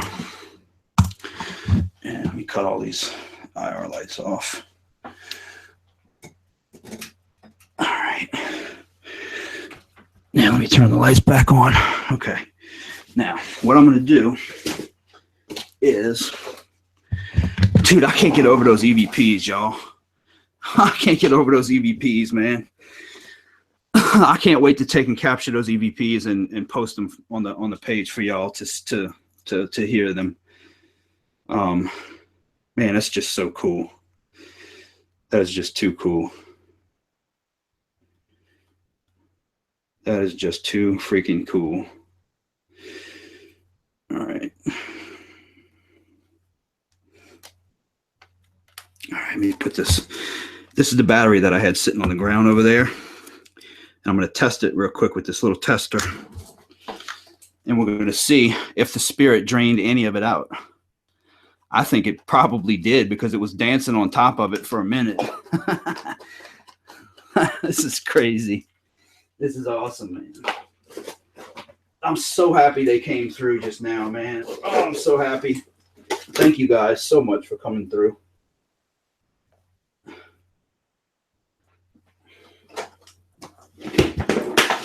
right. This millimeter back. Okay. So this is the battery that was sitting on the floor. This is a brand new Duracell, fresh out the pack. Never used it for anything yet at all. Let me switch cameras so y'all can see this better. Okay. Now what I'm going to do is I'm going to put this, let's see here. It goes this way. All right. I need to press down on that. All right. All three of those should light up. But only two are lighting up. All right. All three of these should light up. The red and those two, those all should light up like bright, bright, bright, bright, bright. So that tells me that that spirit drained some of this battery out. That's badass, man. So that spirit absolutely drained a third of this battery from sitting on the ground. How crazy is that? That is freaking rad. How crazy is that, y'all? The spirit drained the battery. It danced on top of the. You know what? I bet it drained the GoPro and that IR light too, because it was dancing on that first. That's fucking badass. Man. So, and then we caught the EVP. So I'm going to post that EVP for sure up on the site, up on the fan page, probably tonight in a little bit after I recoup some of my energy because this stuff's draining me out a bit. Man, I can't get over that, dude. That is so freaking crazy, man. That is so crazy cool. Yeah, special thanks to Maddie Way one more time. Matt and Sarah, love y'all, dude. Y'all are the shit. And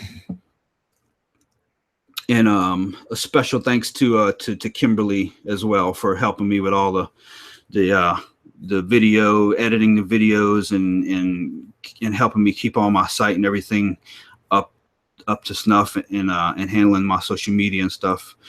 She has been a tremendous force to help me. So Kimberly and Tammy, you guys rock too. I love all of y'all, man. Appreciate all of y'all coming out and hanging out with me. I hope y'all enjoyed it, and I will have some really cool stuff set up for next week. I hope either which way it goes, I should have an interview for next week. I hope. I don't know if I'm going to be able to get the one that I told y'all about earlier, but I do have another one lined up, and I'm hoping that I can get that for next week.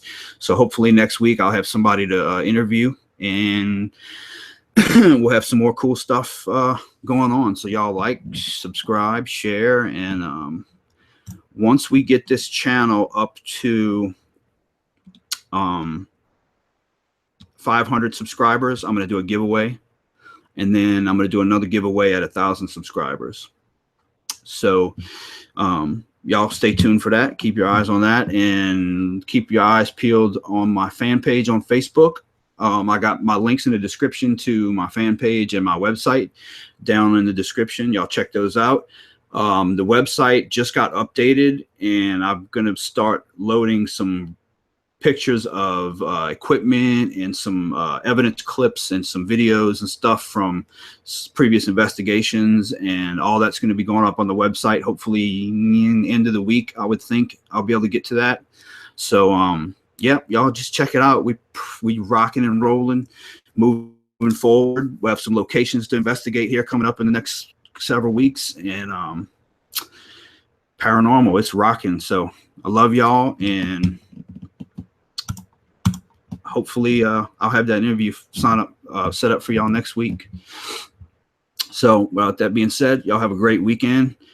Thanks for coming, and see y'all next week, and maybe during the week on the page. So, love and light.